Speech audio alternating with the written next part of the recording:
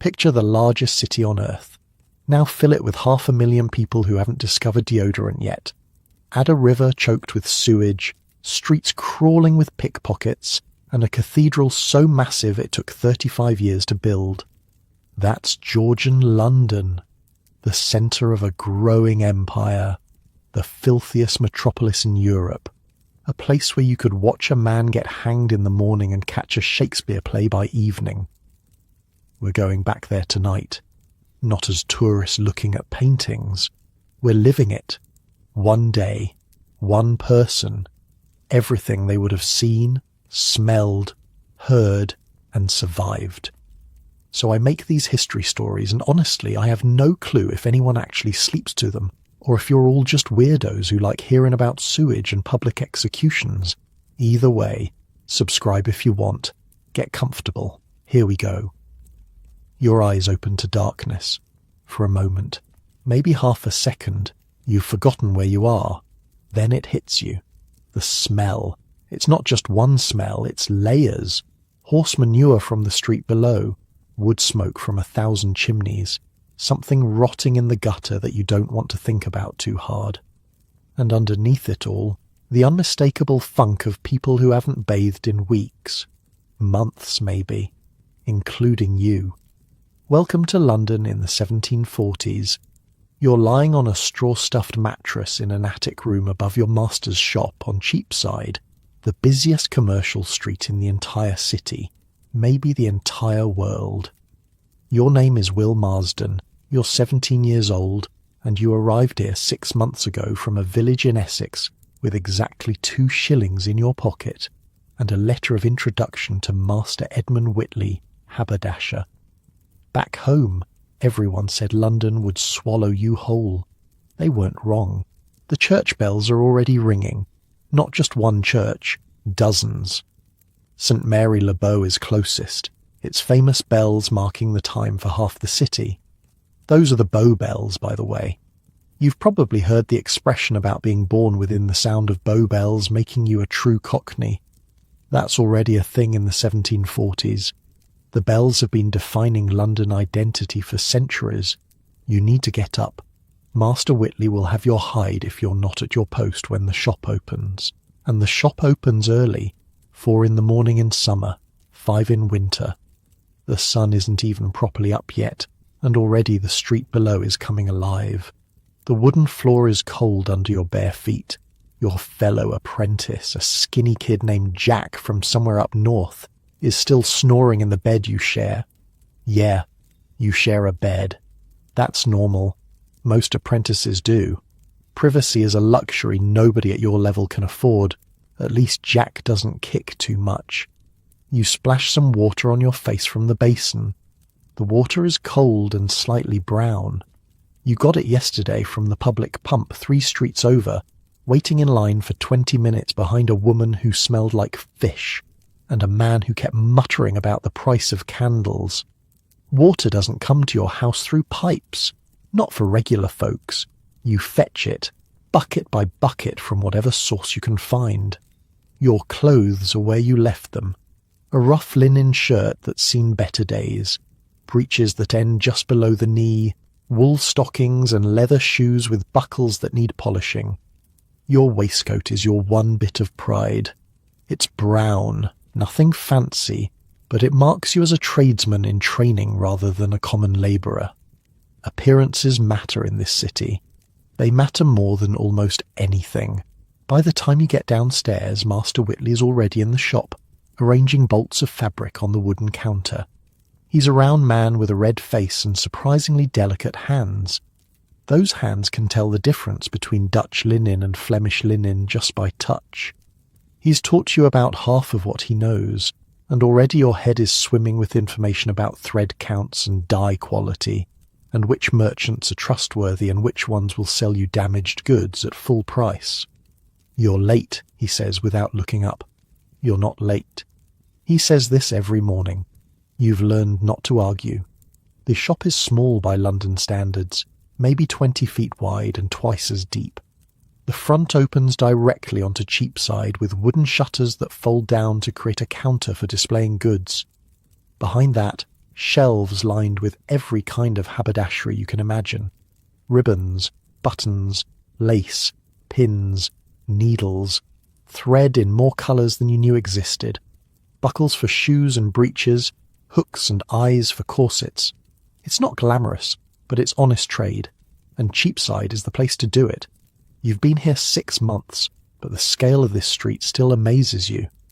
Back in Essex, your whole village probably had fewer people than this single street holds at any given moment. The name Cheapside comes from the Old English word for marketplace, and that's exactly what it is. One long, continuous market stretching from St. Paul's Cathedral at one end to the Poultry at the other. And speaking of St. Paul's, when Master Whitley sends you out on your first errand of the day, collecting a package from a supplier near the cathedral, you take the long way, just to see it again. Every time it takes your breath away. Sir Christopher Wren's St. Paul's Cathedral, completed in 1710 after the Great Fire of 1666, burned the old medieval one to the ground. The dome rises above everything else in London, visible from miles away, 365 feet tall. They say Wren designed it so you can see it from any point in the city. You believe it. This morning, with the early light hitting the pale Portland stone, it almost glows. The dome catches the sun before anything else. Birds circle around the cross at the very top. Pigeons mostly, but you've seen hawks up there too, hunting the pigeons. Even the wildlife in London is brutal. You stand there for a moment, just looking. A country boy, staring at the greatest church in England, maybe in the world. The men who built this were still alive when you were born. Your own grandfather might have watched them hoisting the stones into place. It's that recent, that real. But you can't stand there forever. The package won't collect itself. The streets around St. Paul's are already crowded. And when I say crowded, I need you to understand what that means in Georgian London. This isn't modern crowded, where you might have to weave between people on a busy sidewalk. This is chaos. This is survival. First, there are no sidewalks. Not really. Some of the nicer streets have raised footpaths along the sides, but on most streets, you're sharing space with everything. Pedestrians, horses, carts, carriages, sedan chairs carried by sweating men in livery, street vendors with their barrows, beggars with their hands out, dogs, pigs. Yes, pigs. People keep pigs in London. They roam the streets eating garbage. It's actually useful. The pigs, I mean. They're the closest thing to a sanitation system in some neighbourhoods. The noise is incredible. Vendors shouting their wares. Hot pies, milk below, fresh milk, lavender, sweet lavender, knives to grind, any knives to grind. Everyone is yelling because everyone else is yelling, and if you don't yell, nobody hears you. Add to that the clatter of cartwheels on cobblestones, the clip-clop of horses, the squealing of pigs, the barking of dogs, and the constant murmur of thousands of conversations happening simultaneously. You've mostly learned to navigate it. Mostly. The key is to never stop moving and never make eye contact with anyone who looks like they want something from you. Because everyone in London wants something. Like right now. A woman is approaching you with a basket of oranges. She's probably legit. Oranges come in from Spain and Portugal, and there's good money in selling them on the street. But then again, there's also good money in distracting some country boy while her partner lifts his purse from behind. You don't have a purse to lift. Everything you own is back at Master Whitley's shop, so you just shake your head and keep walking. The woman moves on to her next target. The supplier you're visiting has a shop near Ludgate Hill, on the road that leads down from St. Paul's toward the Fleet River. The Fleet isn't really a river anymore, it's more of an open sewer. They've been trying to cover it over for years, and parts of it are already built over, but down here near where it meets the Thames you can still see it, and smell it. Oh God, can you smell it? The package is ready. A bundle of silk ribbons from a merchant who imports from France. Relations with France are complicated right now. They usually are, but trade still happens. Money doesn't care about politics. On your way back, you cut through a narrow alley to save time. This is always a gamble. Alleys can be shortcuts or they can be traps. This one is a shortcut, mostly. A woman is emptying a chamber pot from an upper window, but she shouts, "Gardez-Lou," first, which gives you time to jump back before the contents splash onto the street. Gardez-Lou is a corruption of the French Gardez-l'eau, watch out for the water, except it's not water. It's very much not water. The streets have a central gutter for drainage. In theory, everything flows toward the river. In practice, everything just sort of sits there until it rains hard enough to wash it away. You've seen things in those gutters you'd rather not think about. Dead animals, human waste. Occasionally things that might have once been human. London is not a gentle place. But here's the thing. Despite all of this, you're starting to love it. Back in Essex, every day was the same. You knew everyone. You knew exactly what your life would be. Farm work until you were old enough to take over your father's holding. Marry someone from the next village over. Have children. Watch them grow up to do exactly the same thing. London is different. London is possibility. The merchant who runs the silk ribbon shop started as an apprentice just like you, and now he owns 3 properties in the city. The coffee house owner on the corner of Cheapside was a sailor who jumped ship 20 years ago with nothing but the clothes on his back. Master Whitley himself came up from Kent as a young man, and now he's a freeman of the city, entitled to vote and serve on juries and call himself a proper Londoner. That could be you. That's the dream anyway.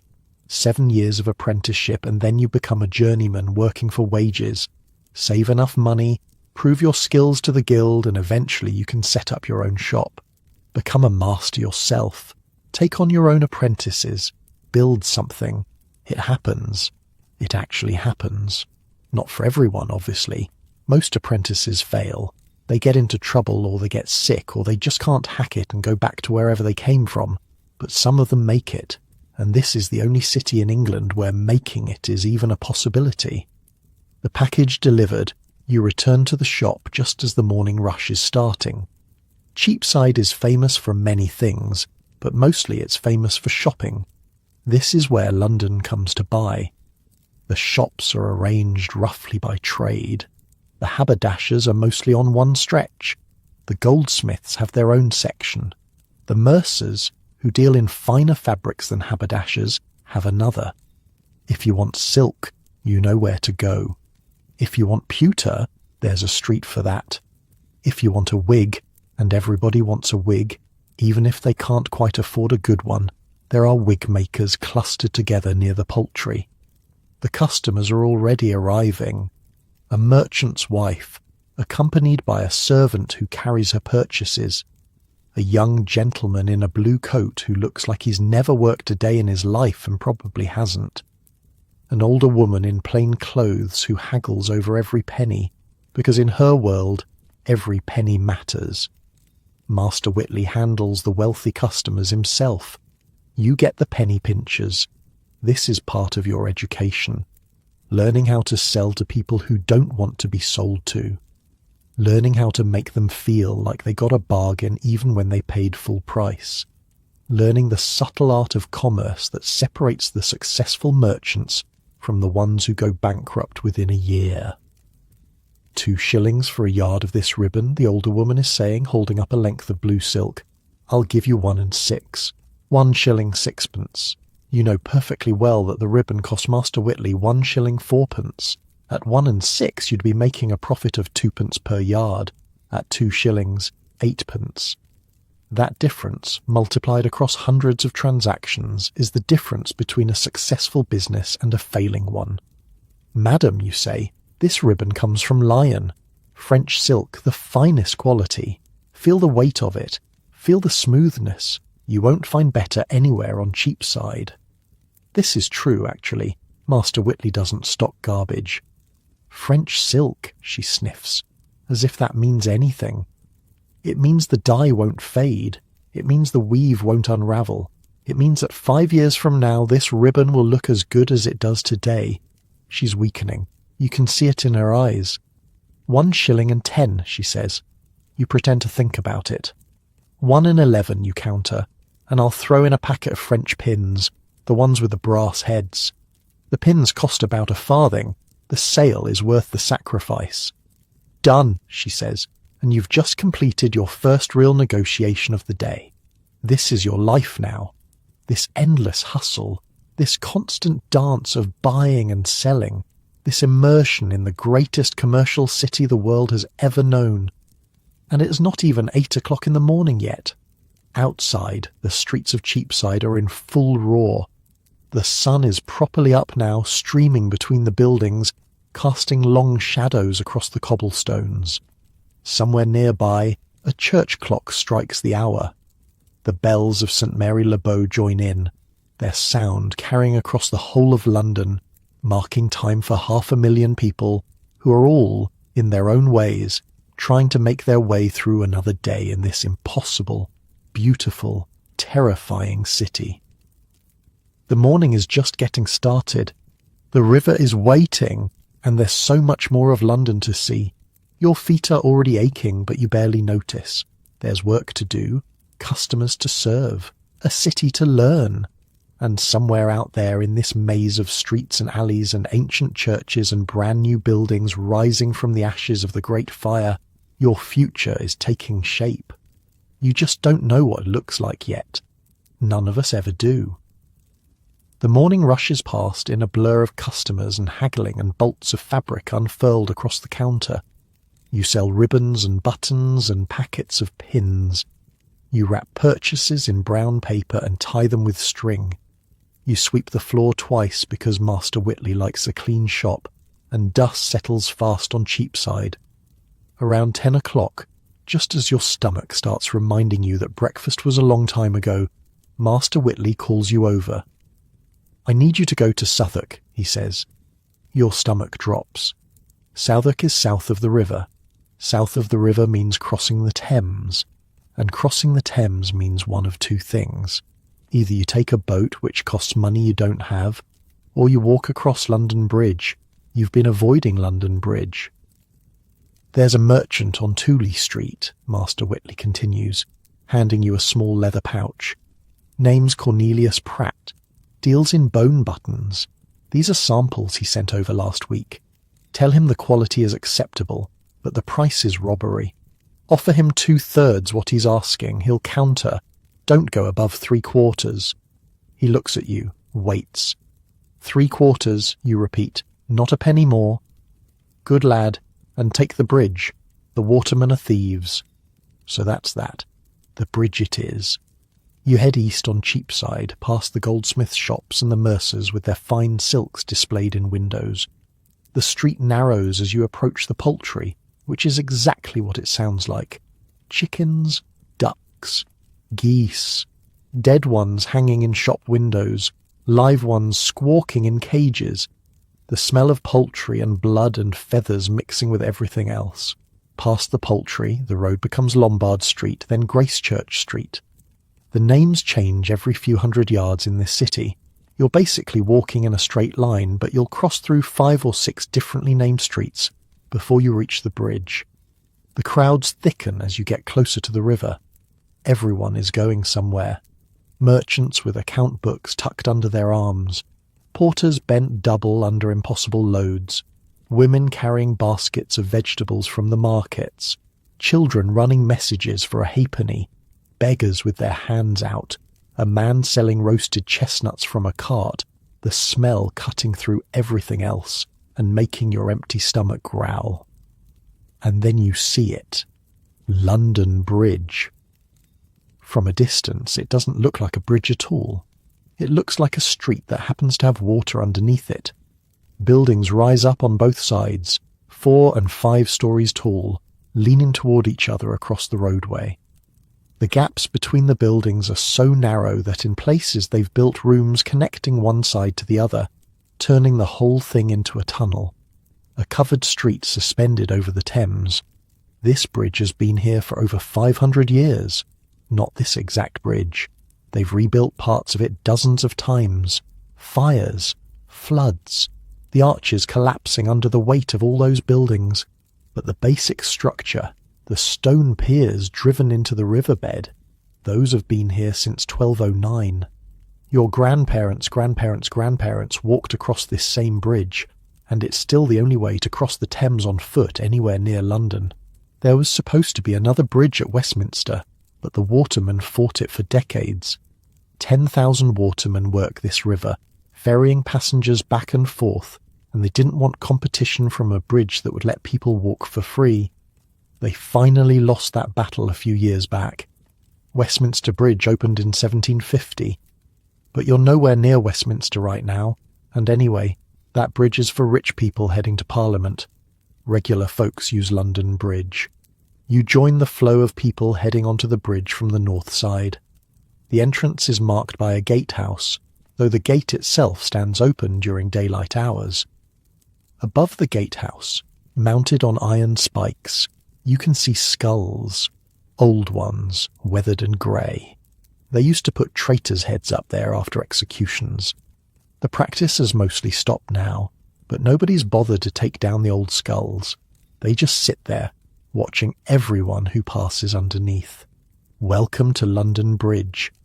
The roadway is narrow, maybe 12 feet wide, and that 12 feet has to accommodate everyone going both directions, plus the shopkeepers who've set up displays in front of their establishments, plus the occasional cart or sedan chair trying to push through.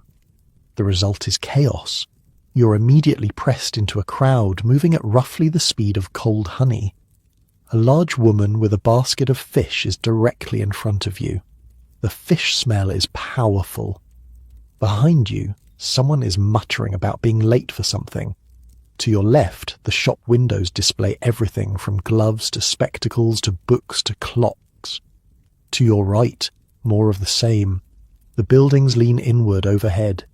In some places, the upper stories actually touch, blocking out the sky entirely. It's dark here in the middle of the day. Candles burn in shop windows even though it's barely noon. And the noise. God, the noise. Shopkeepers calling out their wares, customers haggling, the constant shuffle of hundreds of feet on wooden planks. Somewhere ahead, an argument is brewing. You can hear raised voices but can't see what's happening. There's no way to see what's happening. You can barely see 3 feet in front of you. The crowd stops moving, just stops. You're pressed against the fish basket lady, who turns and glares at you like it's your fault. Cart stuck, someone shouts from up ahead. Wheels come off. A groan ripples through the crowd. A stuck cart on London Bridge can take an hour to clear. There's nowhere for it to go. No side streets to pull into. No way to turn around. When something blocks the bridge, everything just stops until someone fixes it. But you've got 3/4 of a shilling's negotiating room and a merchant waiting in Southwark, so you do what any apprentice would do. You look for a gap. There. Between two buildings, a narrow passage leads to a stairway going down. A sign above it reads the 3-ton stairs. Stairs on London Bridge means one thing, a way down to the water. You squeeze through the passage past a woman selling hot pies and a man who might be a pickpocket or might just be standing there, and you find the stairs. Wooden steps, slick with river damp and something you don't want to think about, leading down between the buildings to a small landing at water level. And there's the Thames. You've seen it before, obviously. You can't live in London and not see the Thames, but usually you see it from a distance from the embankment, a wide ribbon of brown water with boats on it. From down here, at water level, wedged between the massive stone piers of London Bridge, it's something else entirely. The water is rushing, roaring almost. See, the bridge acts like a dam. Those 19 stone piers, each one as wide as a house, they block most of the river's flow. The water has to squeeze through the narrow arches between the piers, and when it does, it speeds up. A lot. At certain tides, the water drops 5 feet on one side of the bridge compared to the other. The current through the arches can hit 8 or 9 miles per hour. Fast enough to flip a boat. Fast enough to kill. The watermen have a term for it. Shooting the bridge. If you want to take a boat from one side of London Bridge to the other, you either get out, walk across, and get a new boat on the far side. Or you find a waterman crazy enough to shoot the bridge with you in the boat. Right now, watching the water thunder through the arch next to you, shooting the bridge seems like something only a lunatic would attempt. "Oars! Oars!" The cry comes from your left. A waterman in a small boat, a wherry, is pulling up to the landing. He's got the look. Weather-beaten face, arms like ship ropes, missing a few teeth. These men spend their whole lives on the river. It's a trade, passed down through families for generations. "Southwark?" he asks, seeing you hesitate at the bottom of the stairs. "How much?" "Sixpence." You laugh. Actually laugh. "Sixpence to go 200 yards. I'll give you twopence." "Fourpence, and I'm doing you a favour. Bridge is blocked up there. You'll be an hour getting across." He's not wrong. You can hear the shouting from the roadway above. That cart isn't going anywhere soon. "Threepence," you say. He pretends to think about it. "Done. Get in." The wherry's about 20 feet long and narrow, built for speed. There's a bench in the middle for passengers and room for the waterman at the back with his oars. You step in carefully. The boat rocks under your weight. Water sloshes at the bottom. Just a few inches of wood between you and the filthy Thames. The waterman pushes off from the landing and starts rowing. His strokes are long and powerful, practiced over years. The wherry cuts through the water with surprising speed. "We going through?" you ask, nodding toward the bridge arches. Because if he's planning to shoot the bridge with you in this tiny boat, you'd like to know now so you can get out and take your chances with the stuck cart. He laughs, shows his missing teeth. "On a flood tide? I'm old, boy, but I'm not tired of living. We go around. East to Battlebridge Stairs, then you walk to Tooley Street. Relief floods through you, then confusion. There's another bridge. Battlebridge, Tollbridge, upstream a bit. Or I could row you all the way to Southwark Stairs, but that's sixpence, like I said. You stick with the threepence option. The waterman rows east, downstream, following the current. Other boats fill the river around you, wherries like yours, carrying passengers. Larger barges loaded with cargo. Lighters, flat-bottomed boats for moving goods between ships and the shore. Fishing boats. A fancy barge with livery-clad oarsmen, probably carrying some noble or merchant rich enough to travel in style. The Thames is London's highway. You knew that in theory. Now you're seeing it for real. The roads are clogged and dangerous, full of mud and criminals and traffic that never moves.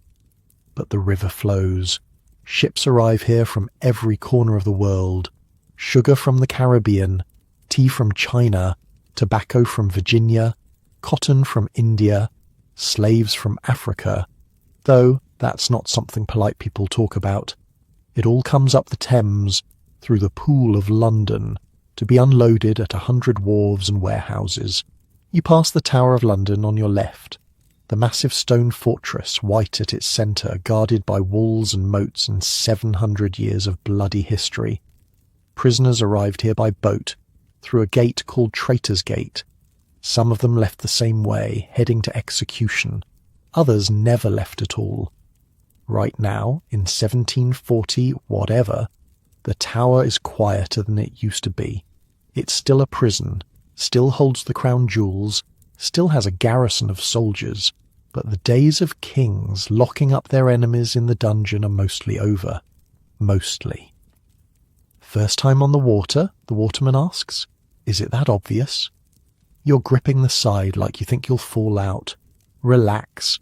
I've been doing this 40 years.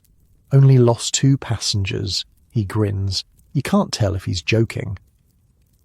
The wherry pulls up to a set of stone stairs on the south bank.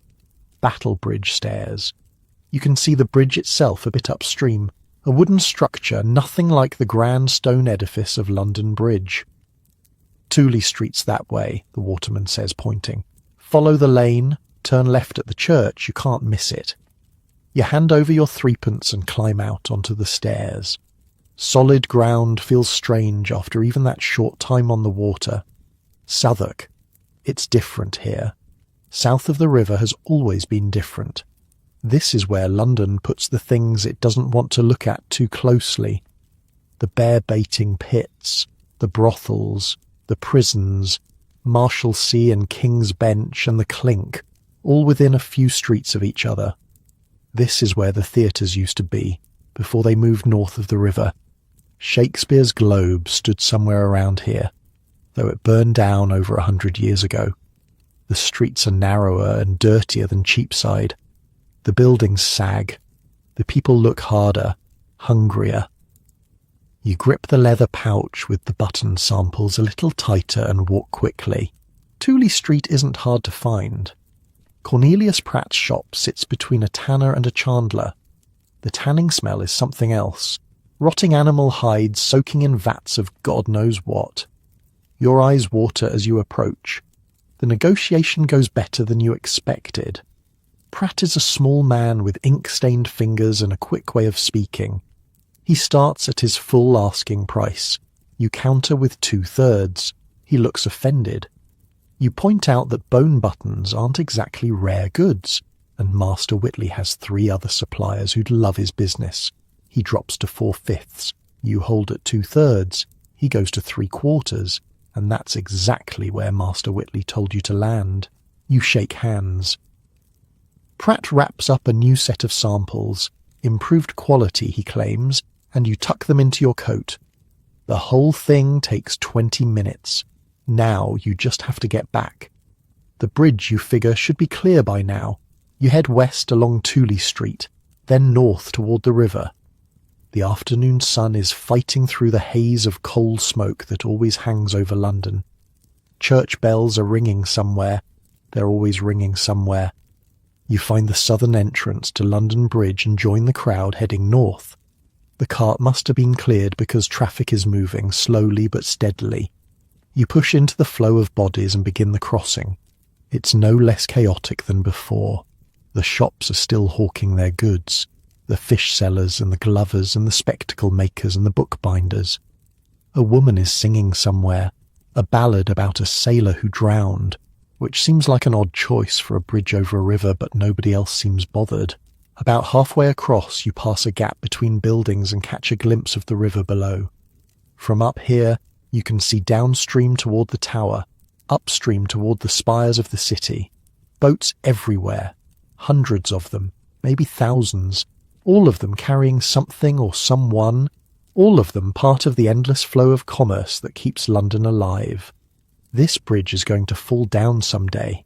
Everyone knows it. The buildings are too heavy. The foundations are constantly being repaired. Every few years another arch cracks or shifts, and everyone holds their breath waiting to see if the whole thing will collapse into the Thames. But not today. Today, it holds. You emerge onto the north bank back in the city proper, just as the afternoon church bells begin to ring. 3 o'clock. You've been gone almost 4 hours. Master Whitley will have questions. The button samples will have answers, and somewhere on Cheapside there's probably a customer waiting for ribbons or lace or whatever else keeps this city's economy spinning. You've crossed the Thames and come back alive, negotiated with a Southwark merchant and won, ridden in a wherry and only moderately embarrassed yourself. Not bad for a boy from Essex who's only been here 6 months. The afternoon is waiting. Master Whitley is pleased with your negotiation. He doesn't say so directly. That's not his way. But he nods when you hand over the button samples and tell him you landed at 3/4. He turns the buttons over in his fingers, examining the quality, and nods again. Pratt's getting better, he says. These might actually sell. High praise from Master Whitley. The shop is quiet now. Mid-afternoon lull. The morning rush of housewives and servants doing their shopping has passed. The evening crowd won't arrive until the workday ends. For the next hour or so, Cheapside catches its breath. Go get yourself something to eat, Master Whitley says. You've earned it. Be back by 4. You don't need to be told twice. There's a pie shop 2 streets over that does a decent mutton pie for a penny. The mutton is mostly mutton. Probably. You try not to think too hard about what else might be in there. In London, you learn quickly not to ask too many questions about your food. The pie is hot and greasy and exactly what you need after a morning of running around. You eat it standing up, leaning against a wall, watching the street go by. A sedan chair passes, carried by 2 men in matching livery. Inside, you catch a glimpse of a woman's face, powdered white, a beauty mark painted on her cheek. She doesn't look at you. People like her don't look at people like you. You finish your pie, wipe your hands on your breeches, and realize you've still got half an hour before you need to be back. So you walk. East along Cheapside, past the familiar shops, past the poultry with its squawking chickens, into the area around Cornhill. This is the financial heart of London. Maybe the financial heart of the world. The Bank of England is around here somewhere, though you've never actually seen it. More importantly, just ahead, rising above the surrounding buildings, is the Royal Exchange. You've walked past it before but never gone inside. Apprentices don't really have business at the Royal Exchange. The men who trade there deal in quantities that would make Master Whitley's entire annual income look like pocket change. They're buying and selling cargoes of ships, insurance on voyages that might take years, shares in companies that own plantations on the other side of the world, but nobody's stopping you from looking. The building is massive. 2 stories of columned arcades surrounding an open courtyard. The original Royal Exchange burned down in the Great Fire of 1666. This one, rebuilt, is grander than what came before. Above the entrance, a statue of Charles II looks down at everyone passing through. Grasshoppers are carved into the stonework everywhere, the symbol of the Gresham family who founded the place back in 1565. You step through the entrance and into another world. The courtyard is packed with men, hundreds of them, standing in clusters, talking, arguing, scribbling notes, shaking hands. They're dressed better than you've ever seen anyone dressed. Silk coats in every colour. Waistcoats embroidered with gold thread. Wigs that must have cost more than you'll earn in a year. These are the merchants who run the British Empire, and they do their business right here in this open-air courtyard twice a day. The noise hits you like a wave. Everyone is talking at once. You catch snatches of conversation as you walk along the edge of the arcade trying to look like you belong here. 300 hogsheads of Virginia tobacco at 14 shillings the ship was lost off Madagascar. The underwriters are... Sugar prices won't hold, not with the French flooding the Bengal cotton, finest quality. I've seen the samples myself. It's like standing inside a beehive. Every conversation is about money, about goods moving across oceans, about risks and rewards and the turning gears of global commerce. A bell rings somewhere above. Instantly the crowd shifts. Men who are standing in one cluster move to another. New conversations begin. The trading day is divided into sessions marked by the bells, each session dedicated to different types of business. You don't know which bell this is or what it means, but the merchants do. They've been doing this their whole lives. The arcaded walkways around the courtyard are lined with small shops. Not like the shops on Cheapside. These are boutiques for wealthy men. Fine maps and navigation instruments. Books on subjects you can't even pronounce. Luxury goods from every corner of the known world. And tucked into the galleries above, are the offices of Lloyd's of London, insurance men who will bet on anything, whether your ship will make it home, whether your warehouse will burn down, whether you'll live another year. Everything in London can be bought, sold, or wagered on. You stand there for maybe 10 minutes, just watching. A boy from Essex, barely 17, gawking at the men who move the world. None of them notice you. You're invisible here. Just another face in the crowd. Then someone does notice you. Looking for work? The voice comes from your left. A man, maybe 30, dressed well but not extravagantly. He's looking at you with an expression that might be amusement or might be calculation. "I'm an apprentice," you say. "Haberdasher, on Cheapside." "Ah." His expression shifts slightly. "So you're just here to gawk." You feel your face flush. "I had a few minutes. Wanted to see what it was like." The man laughs, not unkindly.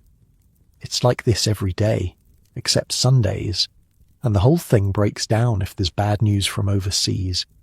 You should have seen this place when word came that the Spanish had seized a merchantman off Cadiz. Chaos, men weeping, real tears, over sugar." He shakes his head. "Sugar. The cargo, worth more than the ship itself, and not insured properly, because someone got greedy and skimped on the premium. When you deal in commodities, a single piece of bad news can ruin you." He looks at you with something like pity. "Stick with haberdashery. It's boring, but you won't wake up bankrupt because some Spanish captain decided to be a pirate for a day." He walks off into the crowd and you never learn his name. Back outside, the air feels cleaner, relatively speaking. It's still London air, still thick with coal smoke and the smell of 500,000 people living on top of each other.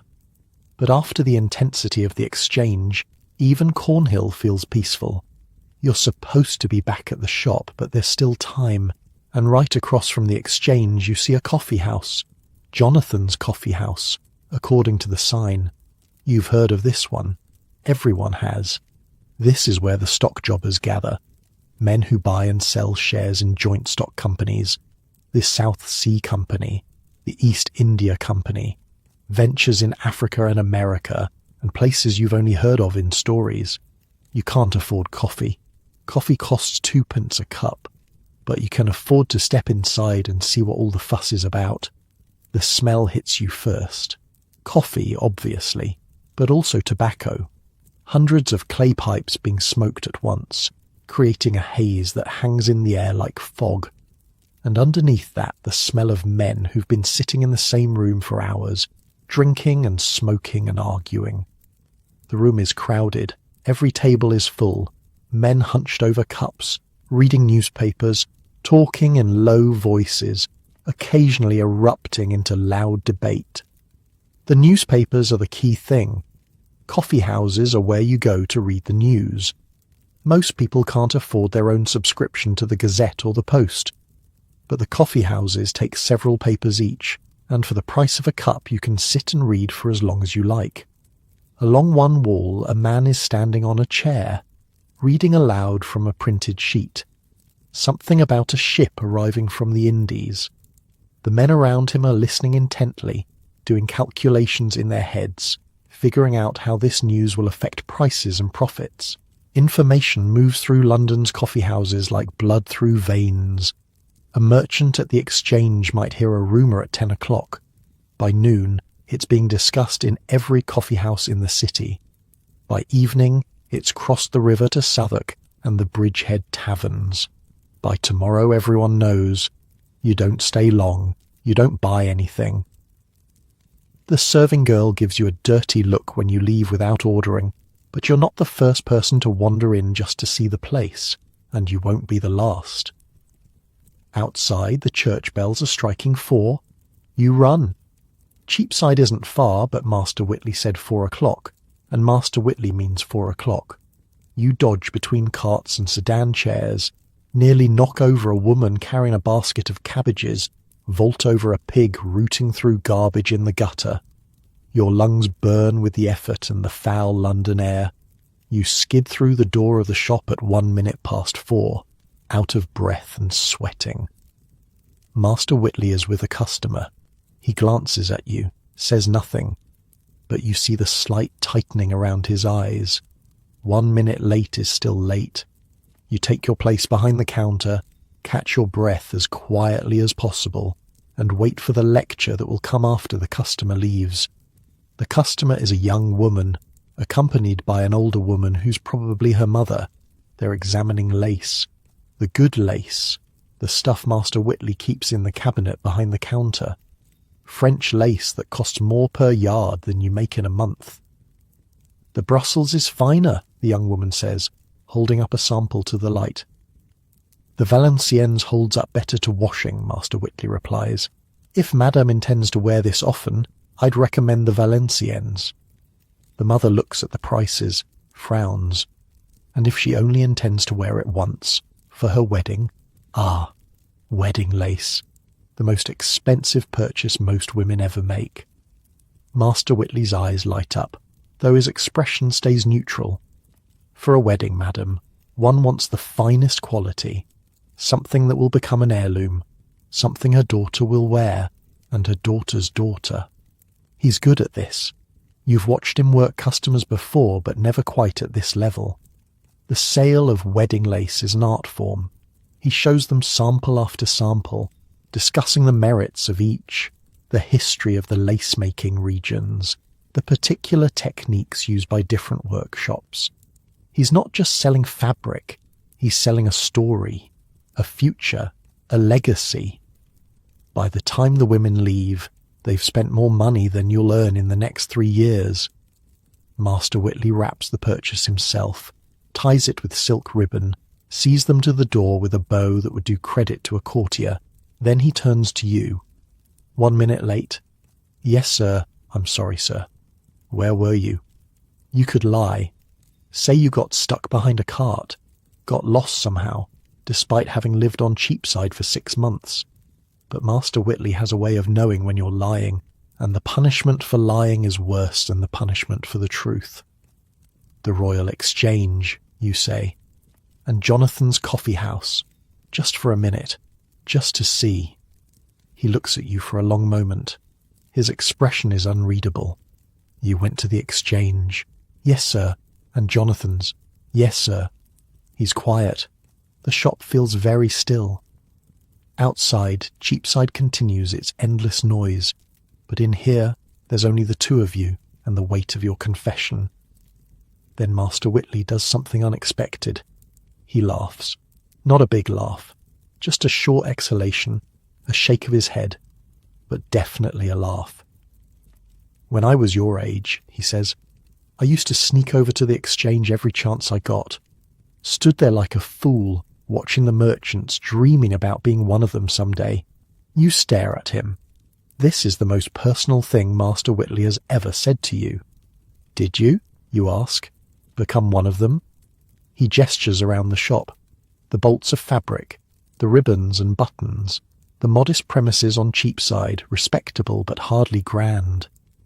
I became this, a tradesman, a haberdasher. I'll never set foot on the floor of the Exchange as anything other than a spectator. But I own my shop. I employ 2 apprentices. I pay my debts on time and keep a clean reputation with the worshipful company of haberdashers. That's its own kind of success. He looks at you, really looks at you, maybe for the first time since you started working here. You're not a bad lad, Will. You did well with Pratt today. 3 quarters, just like I said. Not everyone can negotiate like that. Some of my previous apprentices would have caved at 4/5 and called it a victory.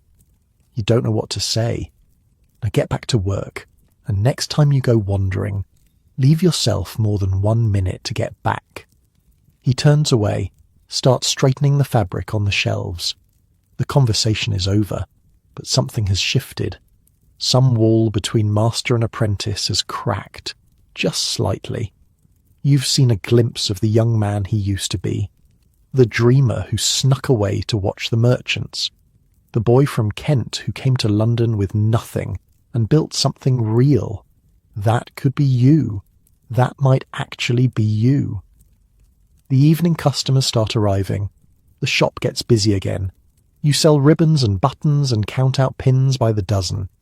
The routine of commerce, the endless small transactions that keep the city running. Outside, the sun is setting. The light through the shop windows turns golden, then orange, then fades altogether. Candles are lit. The street vendors start packing up their carts. Another day in Georgian London slowly winding down, but not over yet.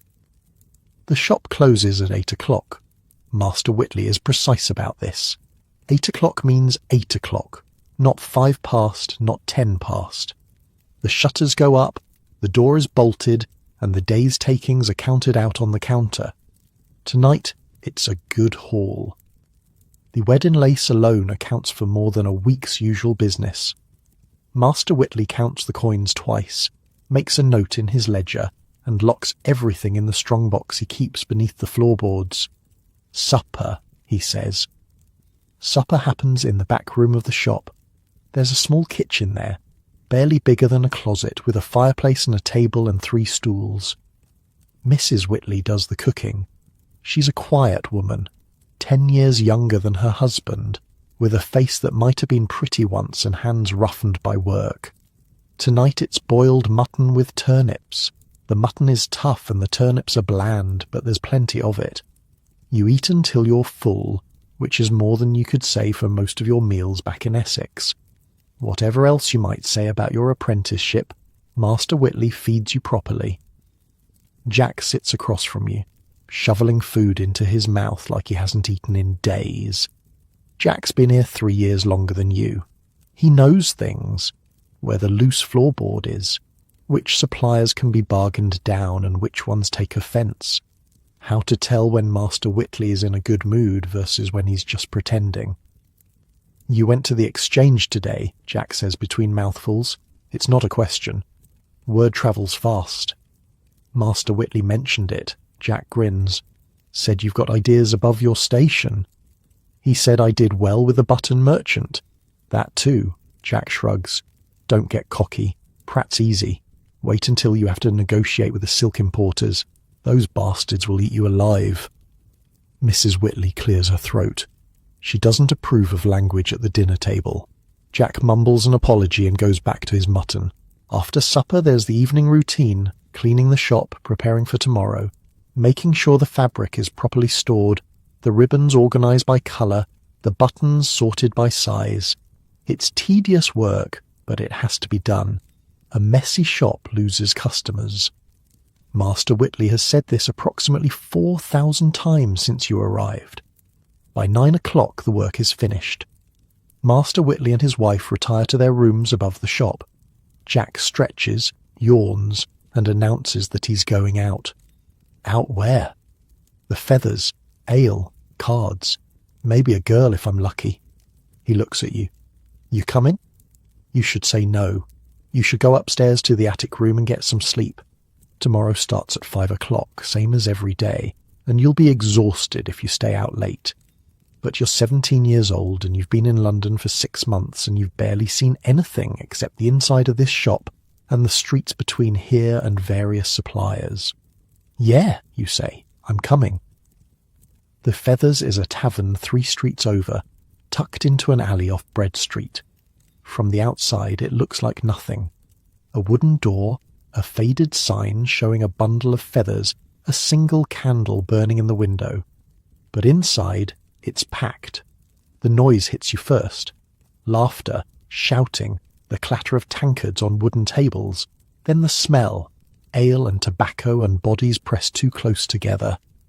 The room is maybe 30 feet across, with a low ceiling blackened by decades of pipe smoke. Every table is full. People are standing along the walls, drinks in hand, talking over each other. Jack seems to know everyone. He pushes through the crowd, exchanging greetings, slapping backs, making his way toward a table near the fire where a card game is already in progress. This is Will, he says, gesturing at you. New apprentice. Don't cheat him too badly. The men at the table look you over. A butcher's boy with forearms like ham hocks. A printer's devil with ink stains on his fingers. A fellow you don't recognise who might be a clerk or might be a cut-purse. Hard to tell in this light. Can he play? The butcher's boy asks. He can learn, Jack says. The game is called Put. You've never played it before, but it's simple enough. 2 or 3 cards dealt. Highest card wins, with some betting on the side. The stakes are small. A halfpenny here, a penny there. But the money adds up, and by the end of the first hour you're down 6pence. 6pence is a lot of money when you only earn a few shillings a week. I'm out, you say, pushing back from the table. Smart lad, the printer's devil says. Most new players lose their whole week's wages before they figure out when to quit. Jack is still in the game, doing better than you did. He's got a knack for reading faces, knowing when someone's bluffing. You leave him to it and make your way to the bar. The ale is cheap and watered, but it's wet and it's cold, and after the heat of the card table it tastes like heaven. You find a spot along the wall and drink slowly, watching the room. London nightlife. This is what it looks like. There's a man in the corner telling a story to a rapt audience. Something about a voyage to the Indies, a storm, a near drowning. Probably half lies, but nobody seems to mind. Two women are arguing near the door, their voices rising and falling, occasionally punctuated by laughter. A fiddler is trying to play in another corner, but he's drunk and the tune keeps wandering into something unrecognizable. And everywhere people are drinking, not just ale, gin. You've heard about gin. Everyone's heard about gin. It's the drink of the poor, the desperate, the lost. A penny buys enough to get you drunk. Twopence buys enough to forget your own name. The gin shops are everywhere in London, especially in the poorer neighbourhoods. Drunk for a penny, dead drunk for twopence, straw for free. That's the saying. The straw is to sleep on after you've drunk yourself unconscious. Parliament's been trying to do something about it for years. They passed a gin act back in '36 that was supposed to make the stuff harder to get. Didn't work. People rioted. Informers who turned in illegal sellers got beaten in the streets. One woman was killed by a mob. The government backed off, and the gin kept flowing. 7 million gallons a year, someone told you once. 7 million gallons of gin consumed in London alone. That's 14 gallons for every man, woman and child in the city. Obviously, not everyone drinks. Which means the ones who do drink are putting away a lot more than 14 gallons. Here at the Feathers, the gin drinkers are easy to spot. They're the ones with the glazed eyes and the shaking hands. The ones who've moved past cheerful into something darker. A woman at a nearby table is slumped over, barely conscious, while her companions continue drinking around her. Nobody seems concerned. This happens every night. This is normal. There's a print you've seen in shop windows. An artist named Hogarth made it a few years back. Gin Lane, it's called. Shows a London street full of gin drinkers in various states of ruin. A woman dropping her baby while she takes snuff. A man and a dog fighting over a bone. Bodies piling up. Buildings collapsing. It's meant to be a warning, a moral lesson about the evils of drink. But standing here in the Feathers, watching the gin drinkers stare at nothing, you realise Hogarth wasn't exaggerating much. There's another print too, Beer Street. Shows a prosperous neighbourhood where everyone drinks ale instead of gin. The people are healthy, the buildings are solid, commerce is thriving, the message is clear, ale is English and wholesome, gin is foreign and destructive. You look down at your own tankard. Ale. Good English ale. This is London's other face, the one you don't see on Cheapside during business hours, the desperation underneath the commerce, the people who work 16-hour days and still can't afford proper food. So they buy gin instead because at least gin makes you forget you're hungry. The mothers who dose their crying babies with gin to keep them quiet. The workers who drink their wages before they even get home.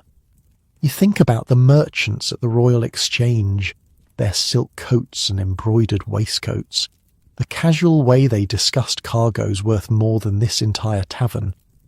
Less than half a mile separates the Exchange from this alley. But it might as well be a different world. You finish your ale and don't order another. Leaving already?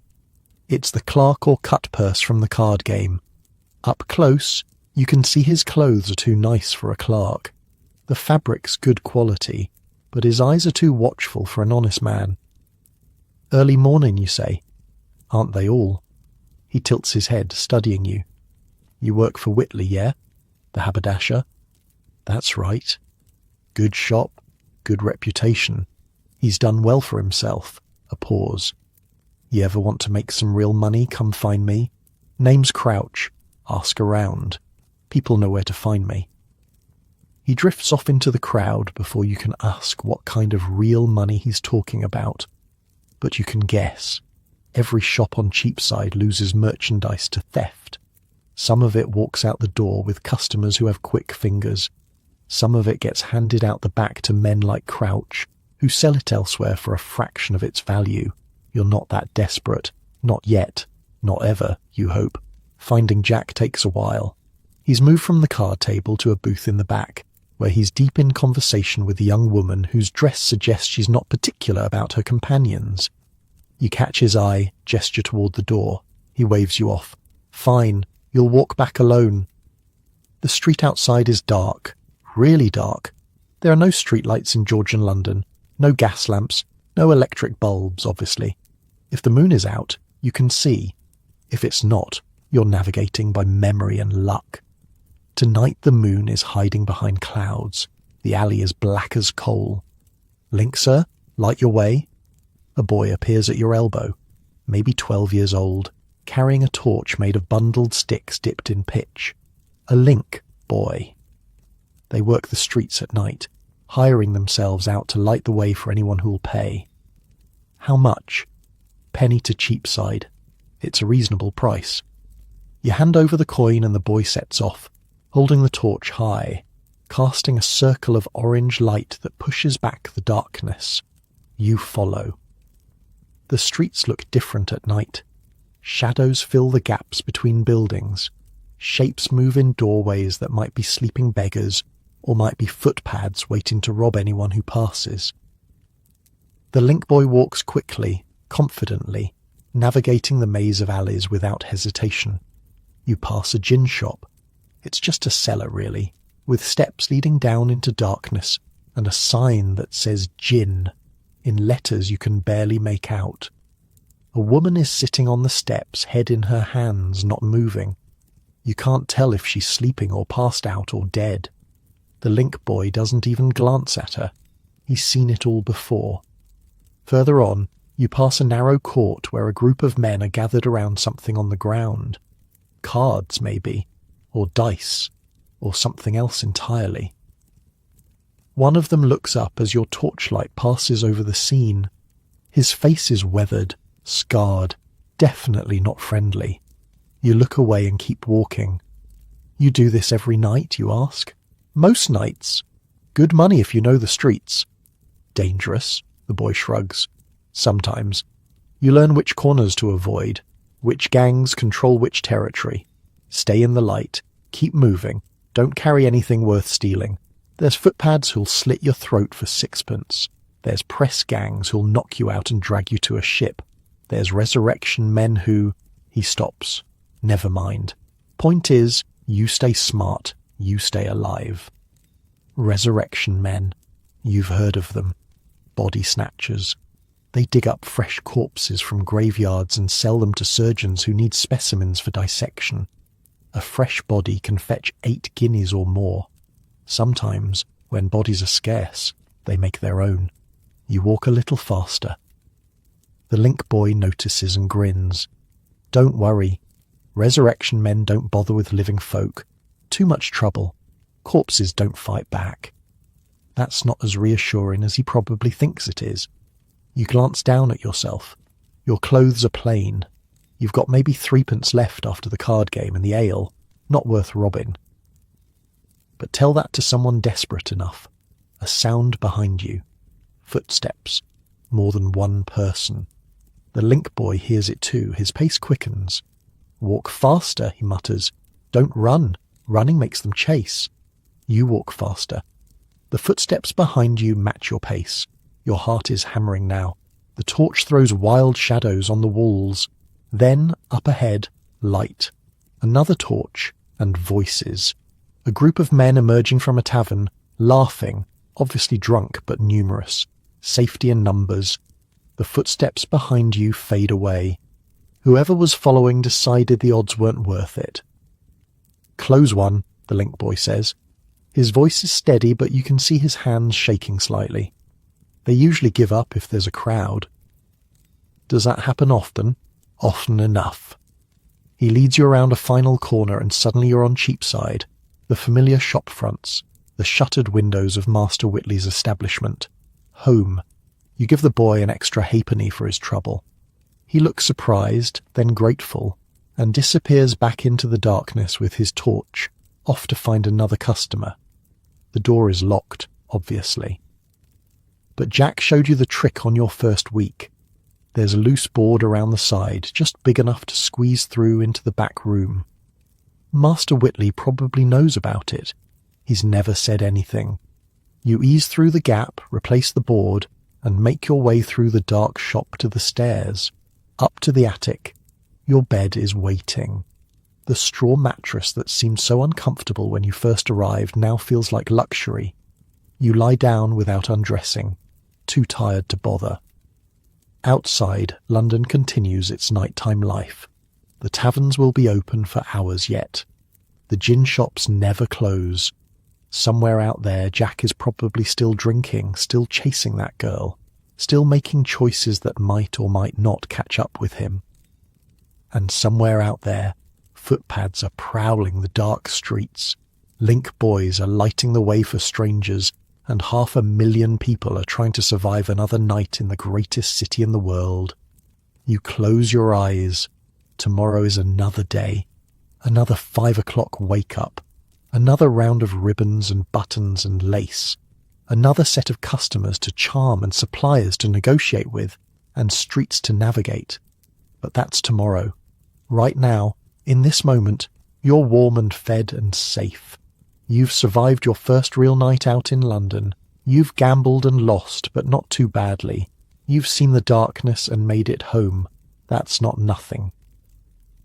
The sounds of the city fade as sleep pulls you under. The last thing you hear is a church bell somewhere in the distance striking 11. 2 more hours until midnight. 6 more hours until dawn. And then it all starts again. Morning comes too soon. The church bells pull you out of sleep at 5, same as always. Your head feels thick from last night's ale, but there's no time to nurse it. Jack is already up, splashing water on his face from the basin, looking annoyingly fresh for someone who stayed out much later than you did. "Good night?" you ask. He grins, says nothing. That's answer enough. The morning routine passes in a blur. Washing, dressing, breakfast of bread and small beer. The shop opens at 7. Customers trickle in. You sell buttons to a tailor's wife and ribbon to a milliner's assistant, and a dozen packets of pins to a woman who runs a boarding house in Aldgate. Around mid-morning, Master Whitley calls you over. "I need you to make a delivery," he says. "Leicester Fields." Leicester Fields. You've heard of it, but never been there. It's in the West End, where the fashionable people live. A different London entirely from Cheapside and the city. Master Whitley hands you a wrapped parcel, surprisingly heavy for its size. This goes to number 31, a painter named Hogarth. Don't dawdle, don't get lost, and for God's sake, don't drop it. That's 3 months of specialty thread he ordered, and he's already paid. Hogarth. Even you've heard of Hogarth, the man who made those prints about gin and beer, the morality paintings that hang in half the print shops in London. He's famous, actually famous, and you're about to knock on his door. The walk west takes you through parts of London you've never seen before, past the familiar streets around St. Paul's, through the Temple Bar Gate that marks the boundary between the City of London and the City of Westminster. 2 cities, technically, 2 sets of laws, 2 sets of officials, 2 different worlds pressed up against each other. Westminster is cleaner than the city. The streets are wider. The buildings are newer, built after the Great Fire swept through and cleared away centuries of medieval clutter. Here, the houses have proper facades, symmetrical windows, doors painted in bright colours. The people walking past look different too, better dressed, better fed, moving at a slower pace because they're not rushing between customers and suppliers and workshops. You feel out of place immediately. Your clothes mark you as a tradesman's apprentice. Your accent when you ask for directions marks you as someone from outside the city. A woman in a silk dress actually wrinkles her nose as she walks past you, like you smell bad. You probably do smell bad. Everyone in London smells bad. But apparently in Westminster, they've learned to hide it better. Leicester Fields is a square, technically. 4 sides of grand houses surrounding an open green space with an equestrian statue in the middle. King George I, someone tells you when you ask, put up about 10 years ago. The king sits frozen on his bronze horse, looking down at the people crossing the square, most of whom probably don't even notice him anymore. You find number 31 on the east side. It's a tall, narrow house, 4 stories, with a painted sign above the door showing a golden head. Not a real head, a carved bust, the kind you see outside sculptors' workshops. But this isn't a sculptor's place. This is where William Hogarth lives and works. You knock. A servant opens the door, an actual servant, in livery. He looks at you, looks at your package, and his expression shifts from suspicion to something like tolerance. The thread delivery? Yes, sir, from Master Whitley, Cheapside. The servant takes the package, weighs it in his hands and nods. Wait here. Mr. Hogarth may want to inspect it before you go. He disappears inside, leaving you standing on the doorstep. You wait. A minute passes, then 2. Through the open door you can smell oil paint and turpentine, the sharp chemical scent of an artist's studio. Then footsteps, and a man appears. He's shorter than you expected. Stocky, with a round face and sharp eyes that seem to take in everything at once. He's wearing a paint-stained smock over his clothes, and there's a brush tucked behind his ear that he seems to have forgotten about. William Hogarth, the most famous artist in England, looking at you like you're a specimen in a collection. You're Whitley's boy? Yes, sir, Will Marsden. He turns the package over in his hands, then tears it open right there in the doorway. Inside are spools of thread in a dozen colours. Gold, silver, crimson, emerald. The specialty stuff that Master Whitley charges a fortune for. Hogarth holds up a spool of gold thread to the light, squinting at it. Good quality. Better than the last batch. He looks at you again.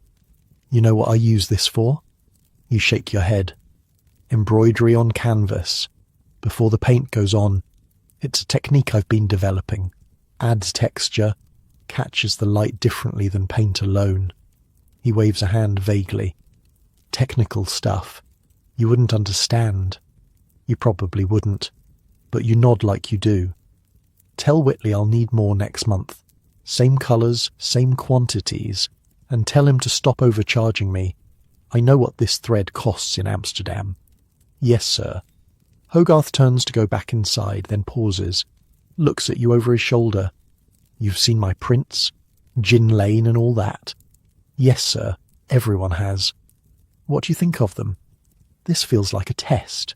You're not sure what the right answer is, so you give the honest one. They scared me, sir, when I first came to London. Made me think this city would eat me alive. Something shifts in Hogarth's face, almost a smile. Good. That's what they're supposed to do. Scare some sense into people. He nods, more to himself than to you. Safe travels back to Cheapside, Will Marsden. Try not to let the city eat you. The door closes. You stand there for a moment, processing what just happened. You just talked to William Hogarth, had an actual conversation, and he remembered your name. That's worth more than a 6pence lost at cards. Since you're in Leicester Fields anyway, you take a few minutes to look around. Master Whitley said not to dawdle, but he also didn't say you couldn't observe, and there's plenty to observe here. The square is busy with a different kind of traffic than Cheapside. Sedan chairs carry wealthy passengers from house to house. Ladies walk arm in arm, trailed by servants carrying parcels. Gentlemen in powdered wigs discuss whatever it is gentlemen discuss. Politics, probably, or horses, or both. At the north end of the square, a small crowd has gathered. You drift over to see what's happening. It's a street performer, a man in a motley coat juggling balls while standing on one leg. A monkey sits on his shoulder, wearing a tiny hat. Every few seconds the monkey snatches one of the balls out of the air, and the juggler pretends to be surprised. The crowd laughs. This is entertainment for the West End. More sophisticated than the bear-baiting pits south of the river, less exclusive than the theatres and opera houses where tickets cost more than you earn in a month. Street performers work the squares and parks, passing a hat after their show, hoping the wealthy spectators will be generous. You watch for a few minutes. The juggler adds more balls. The monkey steals more of them. A woman near you laughs so hard she nearly drops her parasol. Then the hat comes around. You don't have money to spare, but you drop in a farthing anyway. The juggler nods at you. The monkey tips its tiny hat. Walking back toward the city, you take a different route than the one you came. Your path takes you past St. James's Square, and you slow down just to look. This is the pinnacle of aristocratic London, the most exclusive address in the capital. Dukes and earls and prime ministers live here, in houses so grand they make Leicester Fields look modest. The square itself has been transformed in recent years by a royal gardener named Bridgman. There's an elegant basin at the centre, 150 feet wide, surrounded by stone obelisks bearing lamps. The ironwork around it probably cost more than Master Whitley's entire shop. Before Bridgman's work, residents complained the square was muddy, neglected, frankly embarrassing for such prestigious addresses. Now it's immaculate. The wealthy have a way of making things nice for themselves. You don't linger. A boy in apprentice clothes standing too long in St. James's Square attracts the wrong kind of attention. But you file it away in your memory. Another piece of London. Another reminder of how far the distance is between the bottom and the top. South through the Haymarket, where the Opera House stands shuttered in the morning light. Past the Charing Cross, where once upon a time the bodies of traitors were displayed on spikes. Now it's just a busy intersection, coaches and carts and people flowing in every direction. You cut through Covent Garden. This is the Market District, London's fruit and vegetable supplier. The square is packed with stalls selling everything that grows from the ground. Apples and pears and cabbages and turnips, carrots with the dirt still on them, bundles of herbs that scent the air with something almost pleasant, a rare break from London's usual smells. But Covent Garden isn't just produce. Around the edges of the market square a different kind of trade happens. Coffee houses where writers and poets gather to argue about ideas, print shops selling pamphlets on every topic imaginable, and if you look closely, working girls who've drifted over from the lanes around Drury Lane, looking for customers among the morning crowds. London doesn't hide its vices, it just puts them in different neighbourhoods. These sellers are crying their wares in a dozen accents. Irish voices, country voices, voices so thick with London slang you can barely understand them. Women balance baskets on their heads with an ease that comes from years of practice.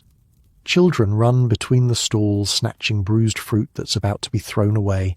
Nobody stops them. It's not really stealing if nobody wants it anyway. You pause near a stall selling oranges. Real oranges, shipped from Spain or Portugal. Bright spots of colour in the grey London morning. They cost more than you can afford, but you can smell them from 3 feet away. Sweet and sharp and utterly foreign. Orange, sir? Fresh this morning? The seller is a young woman, maybe your age, with a quick smile and quicker hands. Orange sellers are famous in London. They work the theatres too, walking the aisles during performances, selling fruit and sometimes other things. Nell Gwynn started as an orange seller, before she caught the king's eye and became his mistress. That was 100 years ago, but people still talk about it. The girl who sold oranges and ended up in a palace.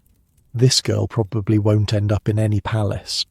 But she smiles at you like you might be worth her time, and for a moment you're tempted to spend money you don't have on fruit you don't need. Maybe next time, you say. She shrugs, already turning to the next potential customer. That's London. Everyone's always moving on to the next thing. A woman at a flower stall waves you over. Nosegay for your sweetheart, young man. Penny for a bunch. You don't have a sweetheart, but the flowers are beautiful. Violets and primroses and something yellow you don't recognize. You shake your head, smile, keep walking, back through the Temple Bar, back into the city of London proper. The streets narrow, the smells intensify, the people move faster. This is your London, the London of commerce and trade and endless small transactions. You make it back to Cheapside by noon. Master Whitley is with a customer when you arrive, so you slip behind the counter and wait. When the customer leaves, he turns to you. Hogarth get his thread? Yes, sir. He said to tell you he'll need more next month, and to stop overcharging him. Master Whitley snorts. That's rich, coming from a man who charges 50 guineas for a portrait. Did you see any of his work? No, sir, but I talked to him. Briefly. Talked to him? Master Whitley's eyebrows rise. About what? His prints, Gin Lane. He asked what I thought of them. And what did you say? That they scared me. Master Whitley considers this. Then he nods slowly. Hogarth likes honest people. Most of the toffs who buy his paintings wouldn't know honest if it bit them. They want flattery. Pretty pictures of themselves looking noble and virtuous. Hogarth gives them that. But he also makes prints that show London as it really is. The gin and the poverty and the rot underneath the silk. He pauses. Looks at you with something that might be respect. You told him the truth. That's worth more than you know.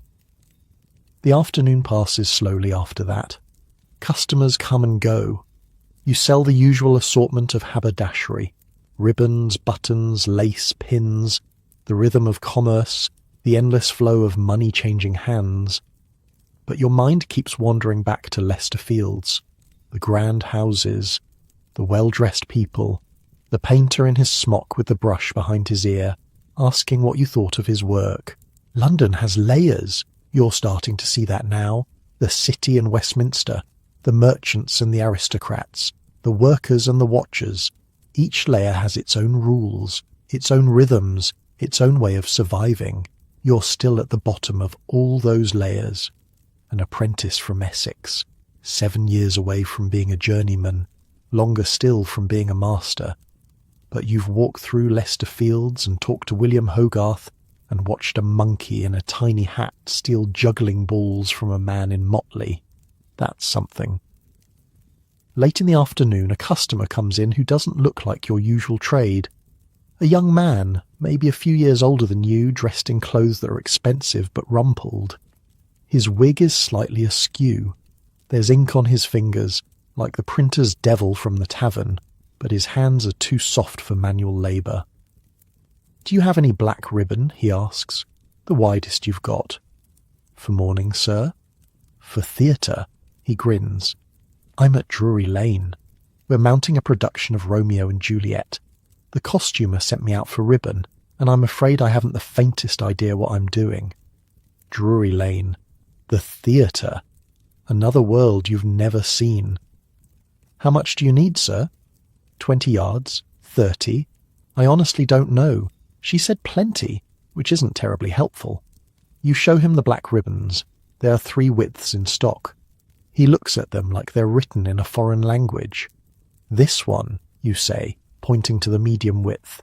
Wide enough to be visible from the audience, not so wide it looks clumsy. For theatrical use, this is what most costumers prefer. He looks at you with new interest. You know about theatre? I know about ribbon. He laughs. Actually laughs, delighted. I like you. What's your name? Will Marsden. Will. Excellent. A good theatrical name. You know, Shakespeare had a will, in his sonnets. The Dark Lady and all that. He waves a hand. Never mind. I'll take 30 yards of the medium, and whatever pins you think I need. The costumer also mentioned pins. Many pins.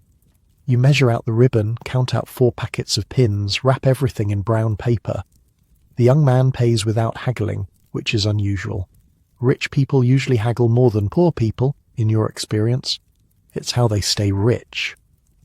"If you ever want to see a show," he says, taking his parcel, "come round to the stage door at Drury Lane. Ask for Thomas Arne. Tell them you're the ribbon man. I'll get you in." "Thomas Arne." You file the name away. "Thank you, sir." He waves as he leaves. "Thank you, Will. You've saved me from the costumer's wrath, and that's no small thing. The woman is terrifying." The door swings shut behind him. You're left standing behind the counter, holding threepence more than you had before, and an invitation to Drury Lane Theatre. This city keeps surprising you. The days have a way of blurring together when you're learning a trade. You wake, you work, you sleep, you wake again. Before you know it, 3 weeks have passed since your trip to the West End. 3 weeks of ribbons and buttons and lace. 3 weeks of learning which customers will haggle and which will pay full price without blinking. 3 weeks of watching Master Whitley work his magic on wealthy clients and taking mental notes. And then, on a Monday morning, Jack shakes you awake earlier than usual. Get up. It's hanging day. Hanging day. You've heard about these. Everyone in London has. 8 times a year, the condemned prisoners from Newgate are loaded onto carts and paraded through the streets to Tyburn, where the gallows wait. The whole city turns out to watch. Shops close. Work stops. It's like a holiday, except instead of celebrating something, you're watching people die. I'm not sure I want to see that, you say. Jack is already pulling on his coat. You don't have a choice. Master Whitley gave us the morning off, said we should go, see what happens to people who break the law. Educational, he called it. Educational? Right. The streets are already crowded when you step outside. People are streaming west toward Oxford Road, toward Tyburn. Whole families walking together, parents holding children on their shoulders so they can see over the crowds. Vendors selling meat pies and roasted nuts and cups of ale. It's festive almost, like a fair. Except for where everyone's going. Jack knows the route. He's done this before. We'll cut through Holborn, he says, get ahead of the procession, find a good spot near the gallows. You follow him through streets that grow more packed with every step. The crowd has a strange energy, excited but also tense. Everyone's talking, laughing, but there's an undercurrent of something else. Anticipation, or maybe dread. You pass a woman selling ballads, printed sheets with songs about the condemned men, their crimes, their last words. Some of these ballads are written before the execution even happens. The printers just make up what they think the dying men will say.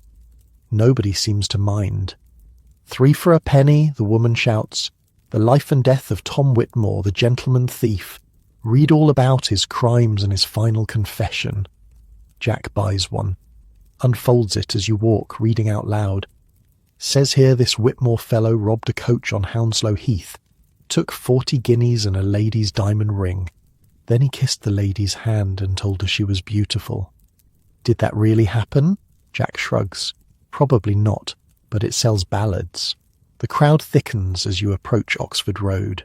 This is the route the procession takes from Newgate Prison in the east to Tyburn in the west. 3 miles of public spectacle. The condemned ride in open carts surrounded by guards, while all of London watches them pass. You find a spot near a tavern called the Mason's Arms. The building has a balcony, and enterprising locals are charging people to stand on it. A shilling for a front row view. You don't have a shilling to spare, so you stay at street level, wedged between a butcher who smells like his profession and a woman selling oranges from a basket. First time? The butcher asks, seeing your face. That obvious? You've got the look. Green around the edges. He laughs, not unkindly. Don't worry. After the first one, it gets easier. You're not sure you want it to get easier.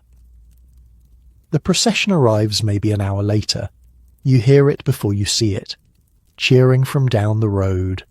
The rumble of cartwheels on cobblestones. The clop of horses' hooves. Then the first cart comes into view. There are 3 carts today, each carrying condemned prisoners.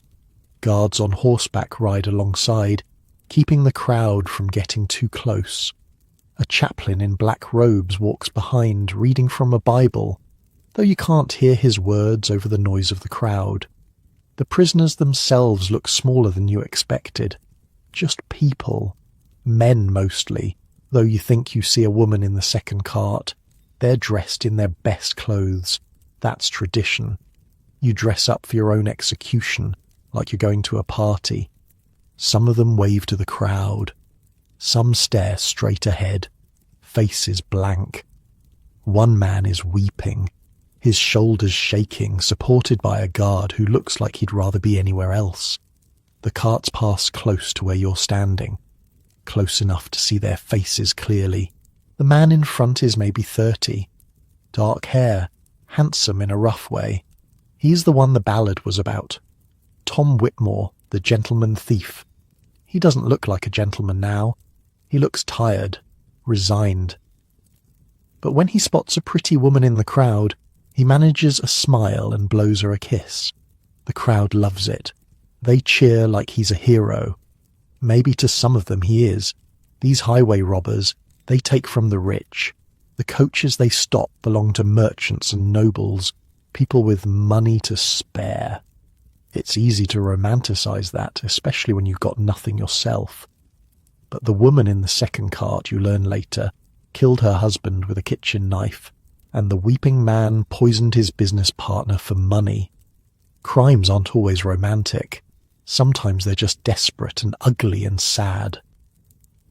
The procession moves on. The crowd follows, a river of humanity flowing toward Tyburn. You and Jack let yourselves be carried along. There's no fighting this tide. You just move with it, packed shoulder to shoulder with strangers, all of you heading to the same place. Tyburn itself is a wide open space where 3 roads meet. In the centre stands the gallows. The Tyburn tree, people call it. It's not a tree at all. It's a triangular wooden structure, 3 posts connected by beams, designed to hang multiple people at once. On busy days, they've executed 24 people here in a single session. 3 sides of the triangle, 8 bodies per side, all swinging at once. The gallows have been here for 600 years. Edward II was watching executions at this spot. So was Elizabeth. So was Charles before they cut off his own head. Generations of Londoners have come to this same place to watch the same spectacle. Your grandparents probably stood where you're standing now. Today there are only 7 condemned. Lucky 7, someone in the crowd jokes. Nobody laughs. All around the gallows, a carnival atmosphere has taken hold. Vendors are doing brisk business. A man sells execution cakes, little pastries shaped like coffins. A woman offers cups of gin for a penny, cheaper than water. Children sit on their father's shoulders, craning to see over the crowd. An old woman has set up a chair and is taking bets on which prisoner will die fastest. The carts have stopped beneath the gallows. The prisoners are being helped down, though helped seems like a strange word for it. Led, more like. Herded. They're given one last drink if they want it. Most do, wouldn't you? A platform has been built for the spectators who can afford to pay. Lords and ladies in their finest clothes watching through opera glasses like they're at the theatre. You've heard that some of them come to every execution, that they consider it entertainment, that they hold dinner parties afterward and discuss what they've seen the way you might discuss a play. Around the base of the gallows, the crowd is packed so tight you can barely breathe. Jack has somehow wormed his way forward, but you've lost sight of him. You're stuck between bodies, unable to move forward or back, forced to watch whether you want to or not. The smell is overwhelming, sweat and ale and unwashed bodies and something else underneath. Fear, maybe, or anticipation, or both mixed together until you can't tell them apart. The chaplain is speaking. You can't hear the words, but you can see his mouth moving, see him gesturing toward heaven. The condemned are supposed to repent now, confess their sins, ask forgiveness from God and from the people they've wronged. Tom Whitmore refuses to confess. He shakes his head when the chaplain speaks to him, says something that makes the crowd cheer again.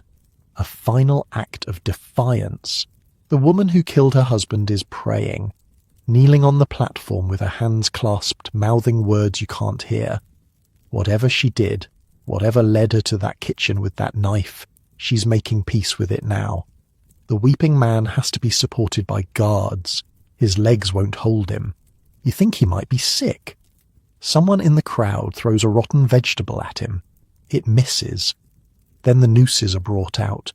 They're simple things. Loops of rope, thick and coarse. The hangman moves down the line, placing each noose around each neck, adjusting them carefully. He's a professional. This is his job. He does it with the same concentration Master Whitley brings to measuring ribbon. The prisoners are positioned on a platform that drops away when the signal is given. Trap doors, basically. One moment they're standing, the next moment they're falling, and the rope catches them and that's it. Except it's not always that clean. The drop is supposed to break your neck. End it quickly. But the science isn't exact, and the hangman doesn't always get it right. Sometimes it takes longer than it should. Sometimes the family pays someone to pull on the dying person's legs. Speed things up. It's a mercy of a sort. The signal is given. The trapdoors drop. 7 bodies fall. You don't look away. You want to, but you can't. It's like your eyes are locked open, forced to witness this thing that's been done in the name of justice. Some of them die quickly. The drop does its work. Tom Whitmore is one of those. His luck held until the end. Others take longer. That's the cruel truth of hanging. The science isn't perfect. The crowd watches in silence for those ones, or maybe you just can't hear anything over the rushing in your ears. Around you, people are reacting in different ways. Some are cheering, some are crying, some are eating their meat pies, watching the bodies swing completely unmoved. A group of pickpockets is working the crowd, taking advantage of everyone's distraction. Tyburn blossoms, they call themselves. They bloom while death happens. You feel sick. This is justice in Georgian London. This is what happens when you break the law. Steal 40 guineas from a coach, and you die in front of a cheering crowd. The bodies will hang for an hour before they're cut down. That's tradition. Let the crowd have their look. Let the lesson sink in.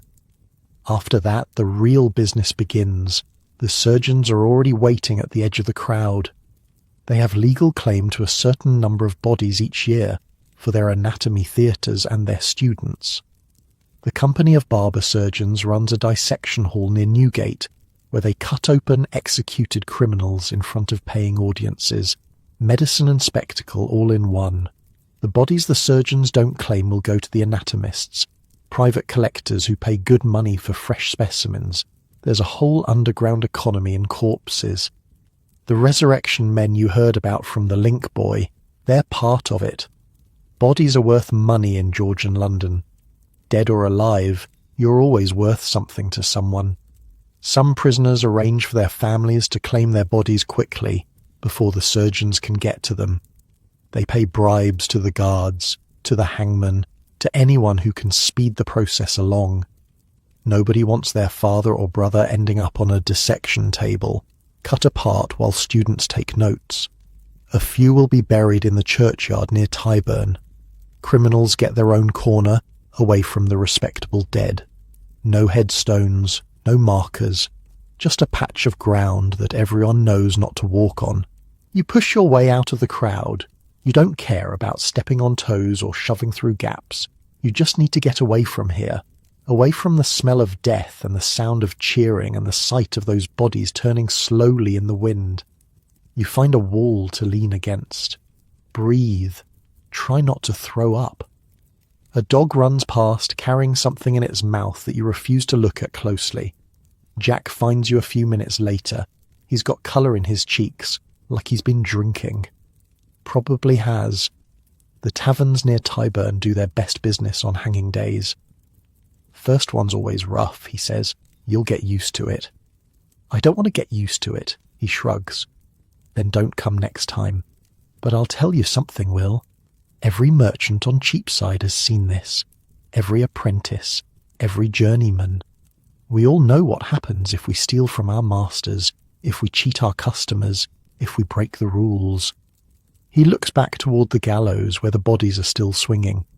That's not entertainment, that's a lesson. Make sure you learn it. You walk back to Cheapside in silence. The festive mood of the morning has drained out of the streets. People are going back to their shops, their workshops, their lives. The holiday is over. Tomorrow everything returns to normal. On the way, you pass a print shop. In the window, there's already a new engraving.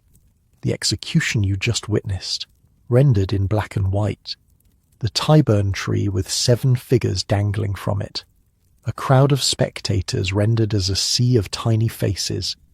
In the corner, a caption gives the names of the dead and their crimes. The print was probably made days ago.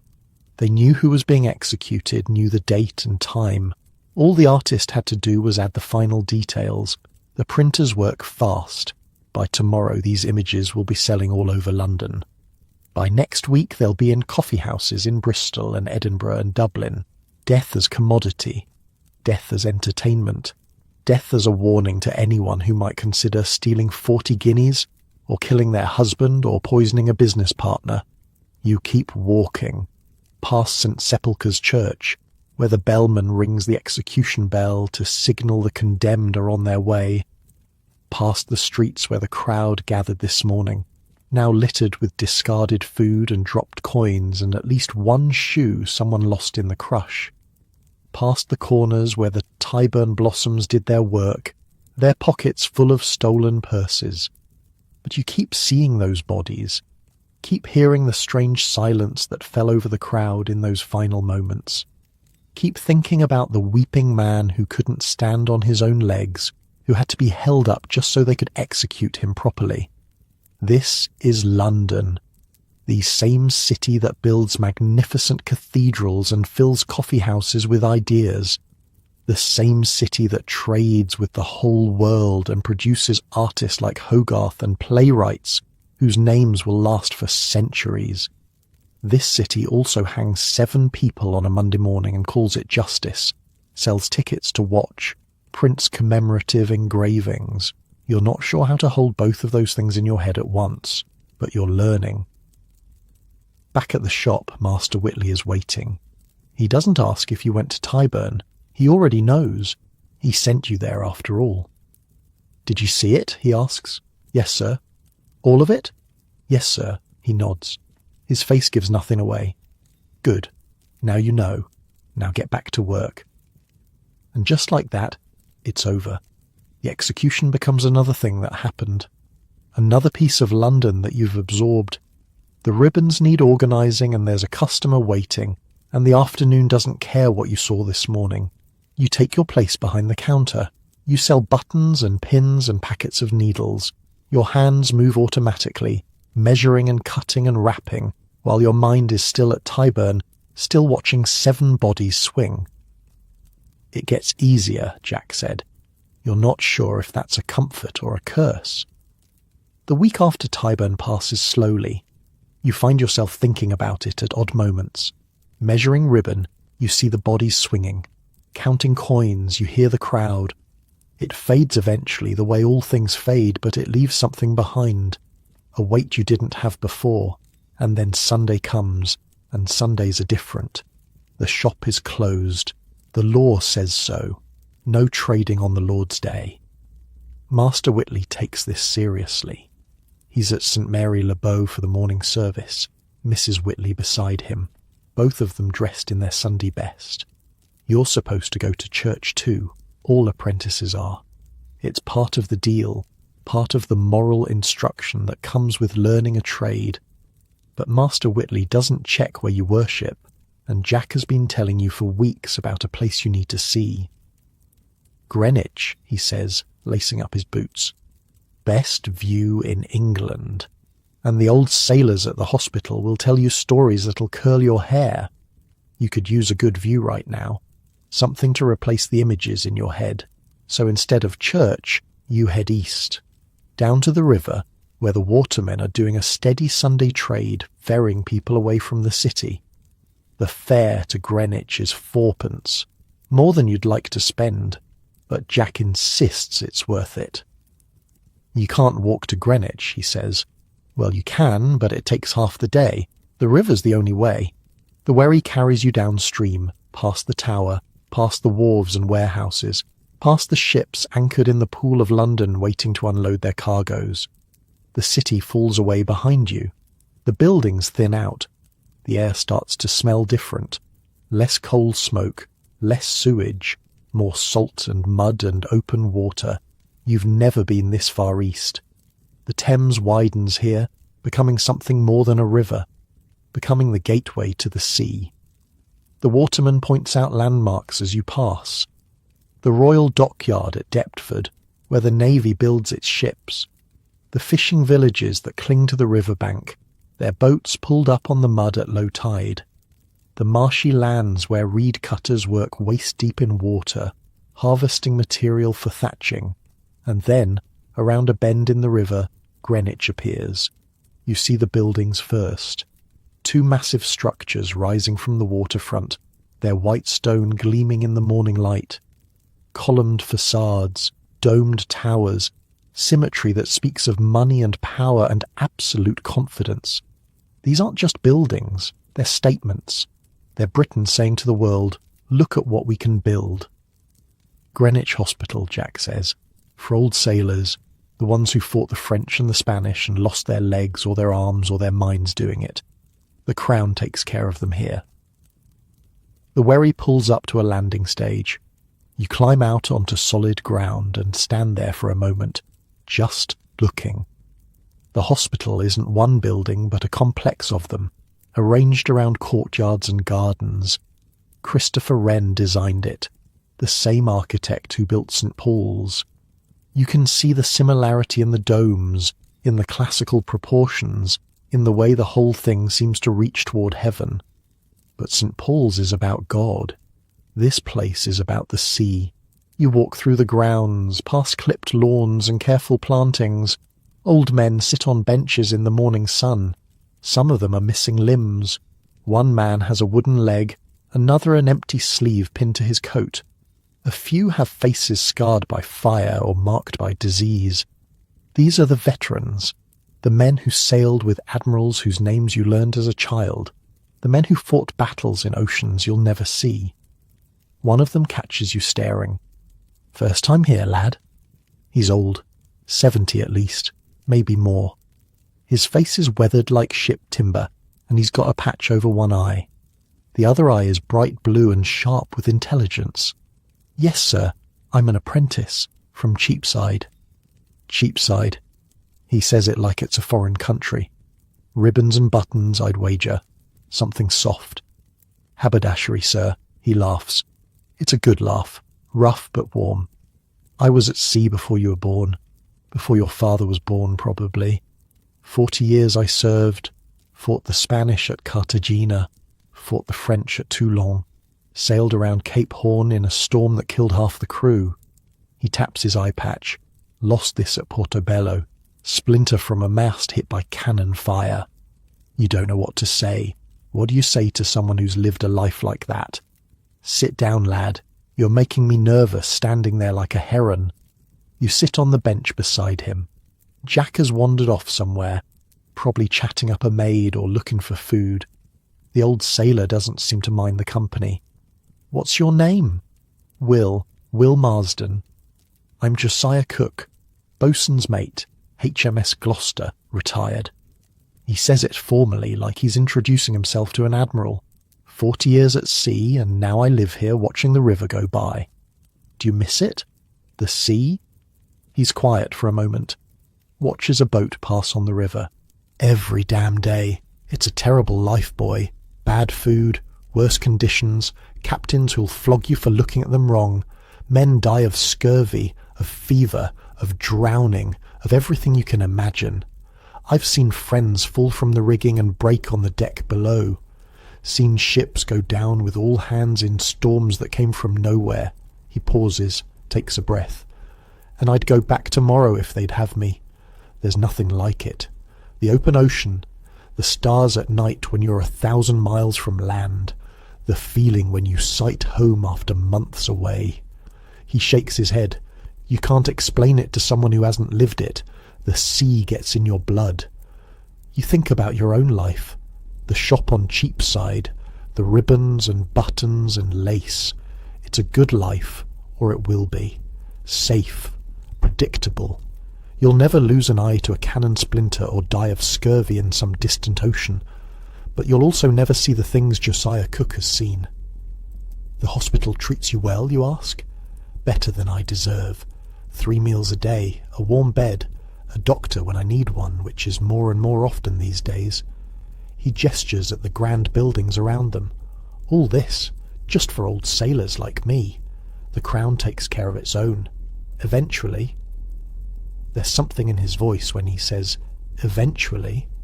A bitterness, maybe, or just the weariness of a man who's seen too much. It wasn't always like this, he says. When I was young, old sailors just died in the street, begging for coins, sleeping under bridges. The hospital only opened about 50 years ago. Before that, we were on our own. You think about the beggars on Cheapside, the ones missing arms or legs. You never asked how they lost them. Maybe some of them were sailors too. Go up the hill, Josiah says, pointing toward the parkland behind the hospital. There's a tree at the top. One Tree Hill, they call it. Best view in England, they say, and for once they're right. You thank him and stand up to leave. On impulse, you reach into your pocket and find the 3pence you were saving for the return fare. Here, you say, pressing the coins into his hand, for your service. He looks at the money, looks at you. For a moment, you think he might be offended. Then he smiles. It's a different smile than before, softer. You're a good lad, Will Marsden. Don't let the city grind that out of you. You find Jack near the river, eating a meat pie he bought from God knows where, and together you walk up the hill. The park rises steeply from the hospital grounds. The grass is green and well kept, the trees carefully maintained. This is royal land. Queens have walked these paths. Kings have hunted deer here.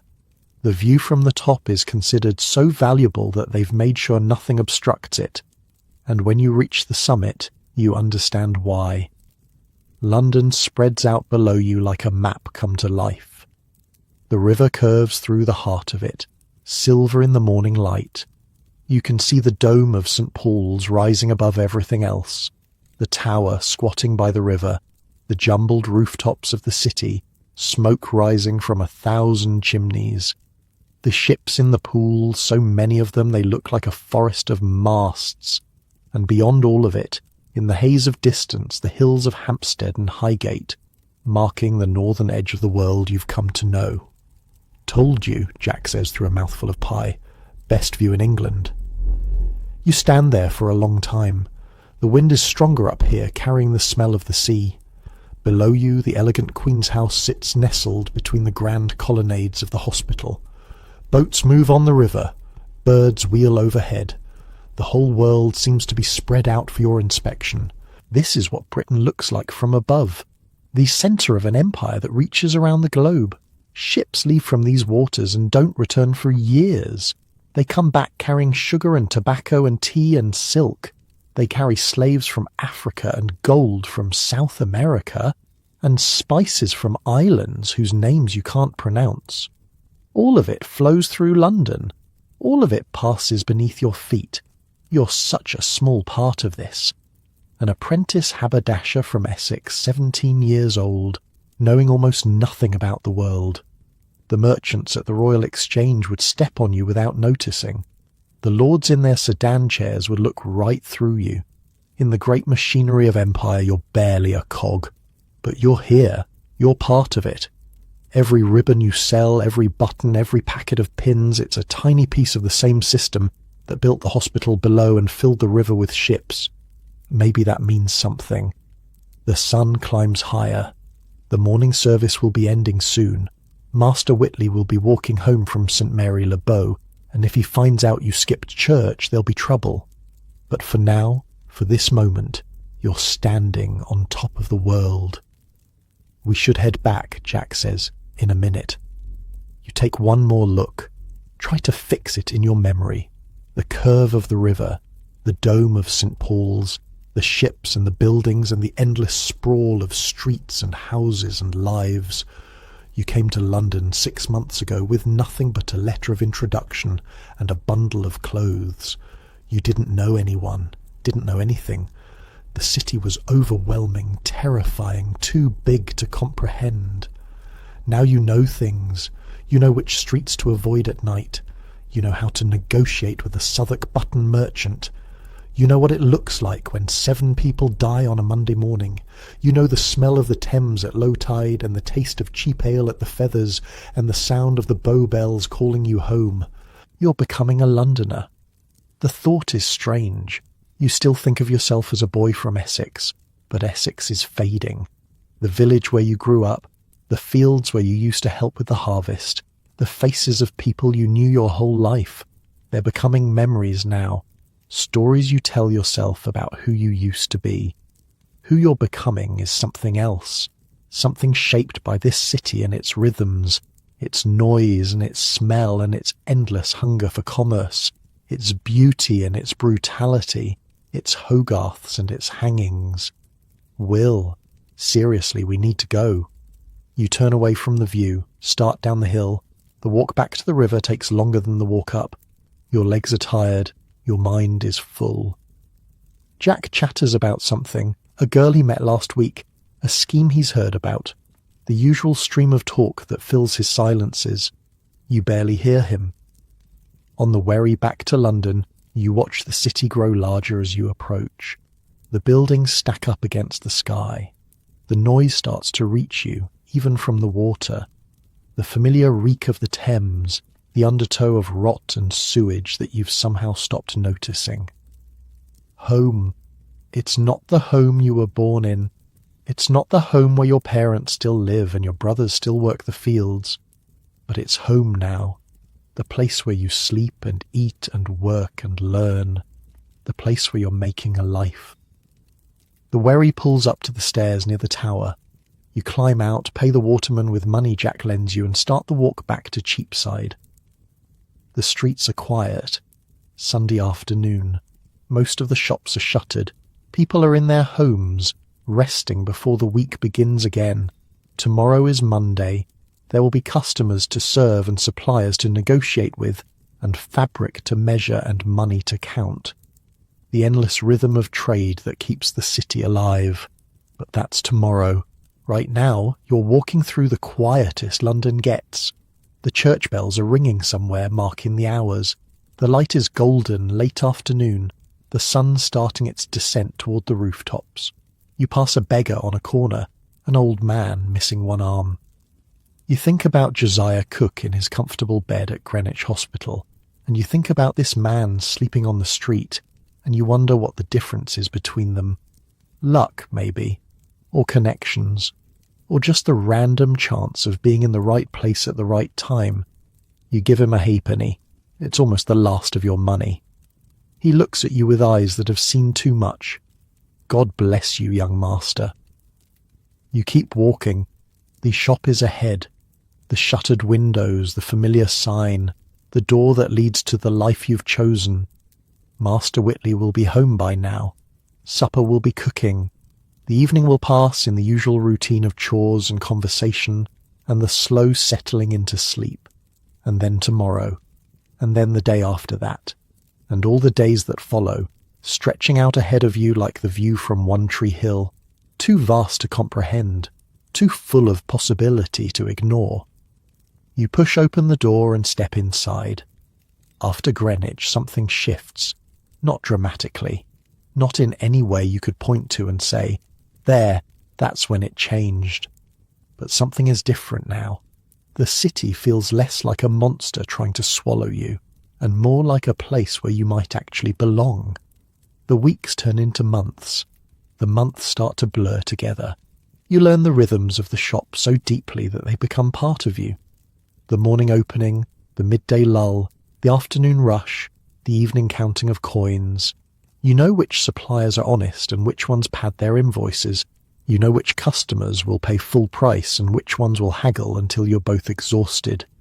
You know the weight of a bolt of silk in your hands, the feel of good lace between your fingers, the slight differences in thread that mark the difference between quality and garbage. Master Whitley watches you less now. He trusts you with the counter when he's busy elsewhere. He sends you on errands that require judgment, not just delivery. Last week, he asked your opinion on a new supplier's samples. He listened to what you said. That felt like something. Jack finishes his apprenticeship in the spring. 7 years done, his time complete. He's a journeyman now, free to work for wages, free to move between shops, free in ways you won't be for another 5.5 years. He takes a position at a mercer's on Lombard Street, better pay and better prospects, and just like that, he's gone. You get a new roommate in the attic, a boy from Kent named Samuel, 15 years old, even greener than you were when you arrived. He jumps at every noise, gets lost on every errand, looks at the city like it might swallow him whole. You remember feeling like that. It wasn't so long ago. It gets easier, you tell him one night, when he's lying awake in the dark, too overwhelmed to sleep. Give it 6 months. You'll know the streets. You'll know the people. It starts to feel like home. He doesn't believe you. You can hear it in his silence. But he will. Eventually. The seasons change. Summer brings heat and stench. The Thames reeking so badly that even the watermen complain. The whole city seems to simmer, tempers fraying, people moving slower through streets that feel like ovens. You learn to work in the early mornings and late evenings, when the heat is bearable, and to rest during the brutal afternoons. Autumn brings rain and mud, the streets turning to rivers of filth that soak through your shoes and splash up onto your stockings. You learn to walk close to the buildings where the ground is slightly higher, and to carry a stick to test the depth of puddles before stepping in. Some of those puddles are ankle deep, some are deeper. Winter brings cold so deep that the water in your washing basin freezes overnight, and you have to break the ice with your fist just to wash your face. The shop is frigid in the mornings until the fire catches. Your fingers grow stiff and clumsy, fumbling with buttons and needles. You learn to keep a small brazier near the counter, feeding it coal throughout the day, just to keep your hands working. But winter also brings the frost fairs. When the Thames freezes solid, which it does some years, the whole city pours onto the ice. Vendors set up stalls, people roast oxen over open fires. There's music and dancing and the strange joy of walking across a river that usually flows beneath you. You spend a Sunday on the ice with Samuel, teaching him to slide on his boots the way Jack taught you, both of you falling and laughing and falling again. And then spring. The ice melts, the mud dries, the first green shoots appear in the window boxes of the houses nearby. The air smells almost clean for a few days before the summer stench returns. Your first full year in London complete. Master Whitley marks the occasion with a small gift. A pair of gloves, good quality, made from leather soft as butter. They're worth more than anything you own. You've done well, he says, better than most. Keep it up, and there might be a future here for you. A future. You think about what that means. 5 more years of apprenticeship, then however long as a journeyman, saving money, building reputation, learning everything there is to learn. Then maybe, if you're lucky, if you're good, if the stars align in your favour, your own shop someday. Your own sign above the door. Your own apprentices sleeping in the attic, learning the trade the way you're learning it now. You've started noticing things you never noticed before. The way Master Whitley arranges the shop window to catch the morning light. The way he positions the expensive goods at eye level, the cheaper stuff down below where people have to bend to see it. The way he greets regular customers by name, remembers their families, asks about their health. It's not just selling, it's theatre, performance, making people feel special, so they spend more than they planned. You're learning that too. Last week a woman came in looking for plain ribbon, the cheapest kind, for her daughter's dress. You showed her the plain ribbon. Then, casually, you showed her something slightly nicer. Just a touch more colour, a bit more sheen. Not much more expensive, you said, but the way it catches the light, your daughter will feel like a princess. She bought the nicer ribbon, and some buttons to match, and a packet of pins she hadn't even known she needed. Master Whitley saw the whole thing. He didn't say anything, but later he nodded at you across the shop. Just a small nod. You're learning. It seems impossibly far away, your own shop. But so did London once when you were just a boy in Essex dreaming about the city. On quiet evenings, when the shop is closed and the work is done, you sometimes sit by the window in the back room and watch the street go dark. The lamplighters make their rounds, though their efforts barely push back the night. Candles appear in windows up and down Cheapside. The sounds of the day fade into the sounds of evening. Tavern noise and distant music and the occasional shout of a watchman calling the hour. Mrs. Whitley serves supper, the same simple food as always. Mutton or beef, vegetables from the market, bread that's slightly stale by evening but still good enough. She asks about your day sometimes, in her quiet way, listens to your answers, offers small pieces of advice that turn out to be more useful than you expected. The customers don't just buy fabric, she told you once. They buy how you make them feel. Remember that. You remember it. After supper, there's time to yourself. An hour, maybe two, before exhaustion takes over. You could go to the Feathers with the other apprentices. You do, sometimes. But more often lately you stay in. Read a little when you can borrow a book. Think about the day. Plan for tomorrow. London never fully sleeps. There's always something moving, someone stirring, some business being conducted in the shadows. But it gets quieter. The mad energy of the daylight hours settles into something more manageable, something almost peaceful. You think about the people you've met. Hogarth with his paint-stained smock and sharp questions. Josiah Cook with his one eye and his 40 years at sea. The waterman who rowed you across the Thames on your first trip to Southwark. The link boy who guided you through the dark streets. Thomas Arne from Drury Lane, who you never did visit, though you still have his invitation tucked away somewhere. All of them living their lives in this same city. All of them part of the same vast machinery that keeps London running. You think about the things you've seen. The Royal Exchange with its merchants making fortunes. The gin shops with their desperate souls drinking themselves to death. The execution at Tyburn. The bodies swinging. The crowd counting seconds. The view from One Tree Hill. The whole world spread out below you like a promise. This city contains everything, every kind of person, every kind of life, every kind of death. It grinds some people down to nothing and lifts others up to heights they never imagined. The difference between the two often comes down to luck, or connections, or simply being in the right place at the right time. You've been lucky so far.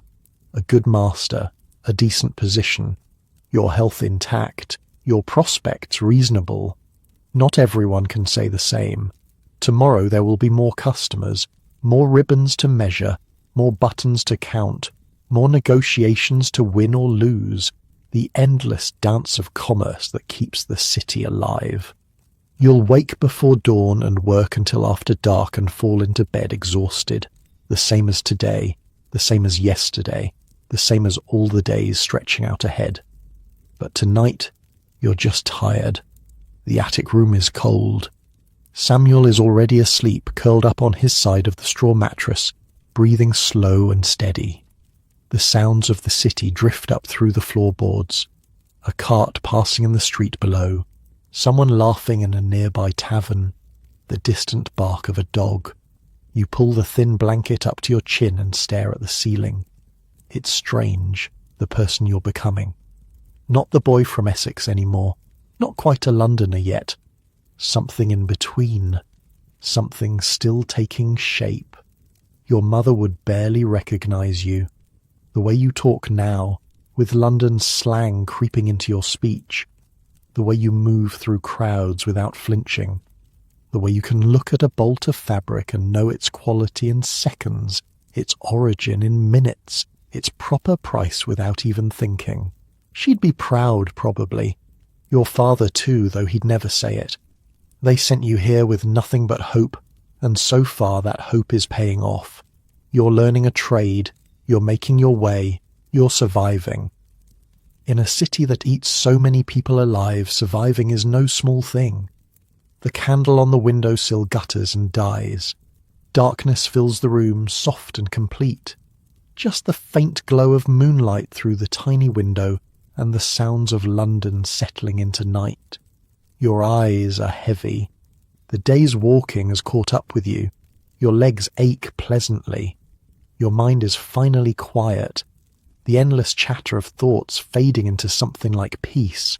You think about the years ahead, the challenges you can't yet imagine, the opportunities that might or might not come, the person you'll be at 25, at 30, at 50. Will you still be here on Cheapside running a shop of your own? Will you have found something else, some other path through this maze of a city? Will you even still be alive? Or will London have claimed you the way it claims so many? You can't know. Nobody can.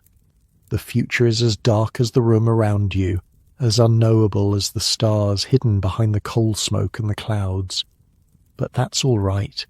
You've learned something this year, something they don't teach you in the shop, something Master Whitley never put into words. You've learned that you can handle things, that the city that seemed so terrifying when you arrived is actually just a place, a big place, a complicated place, a place that will test you in ways you never expected, but still just a place, full of people trying to get through their days, same as you. The boy who stepped off that wagon from Essex, the one who flinched at every noise and got lost on every corner, he's still in there somewhere. You can still feel him sometimes, when something unexpected happens. But he's not in charge anymore. The person in charge is someone new, someone who knows how to navigate crowds and negotiate prices and find his way home in the dark, someone who belongs here. Right now, in this moment, you're warm enough, fed enough, safe enough. You have a roof over your head and work that matters and people who are counting on you to show up tomorrow and do it all again. That's more than a lot of people have. That's enough. The sounds of the city grow fainter, or maybe you're just listening less. The boundary between waking and sleeping starts to blur, the way it does when you're truly exhausted, when your body has decided that consciousness is no longer required. Somewhere out there, London continues, the night watchmen walk their rounds. The gin shops serve their desperate customers. The watermen tie up their boats and count their coins. The merchants sleep in their grand houses dreaming of profits.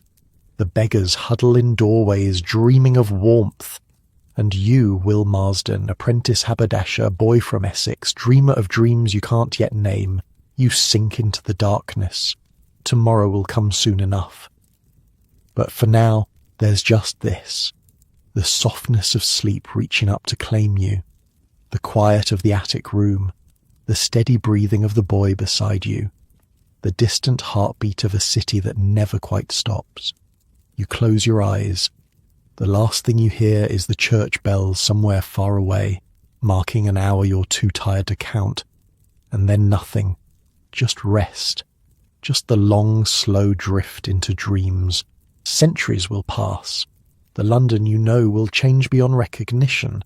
The buildings you walk past every day will crumble and be rebuilt. The streets will be paved and lit and filled with machines you couldn't imagine. The Thames will be tamed. The plague will be conquered. The hangings will end.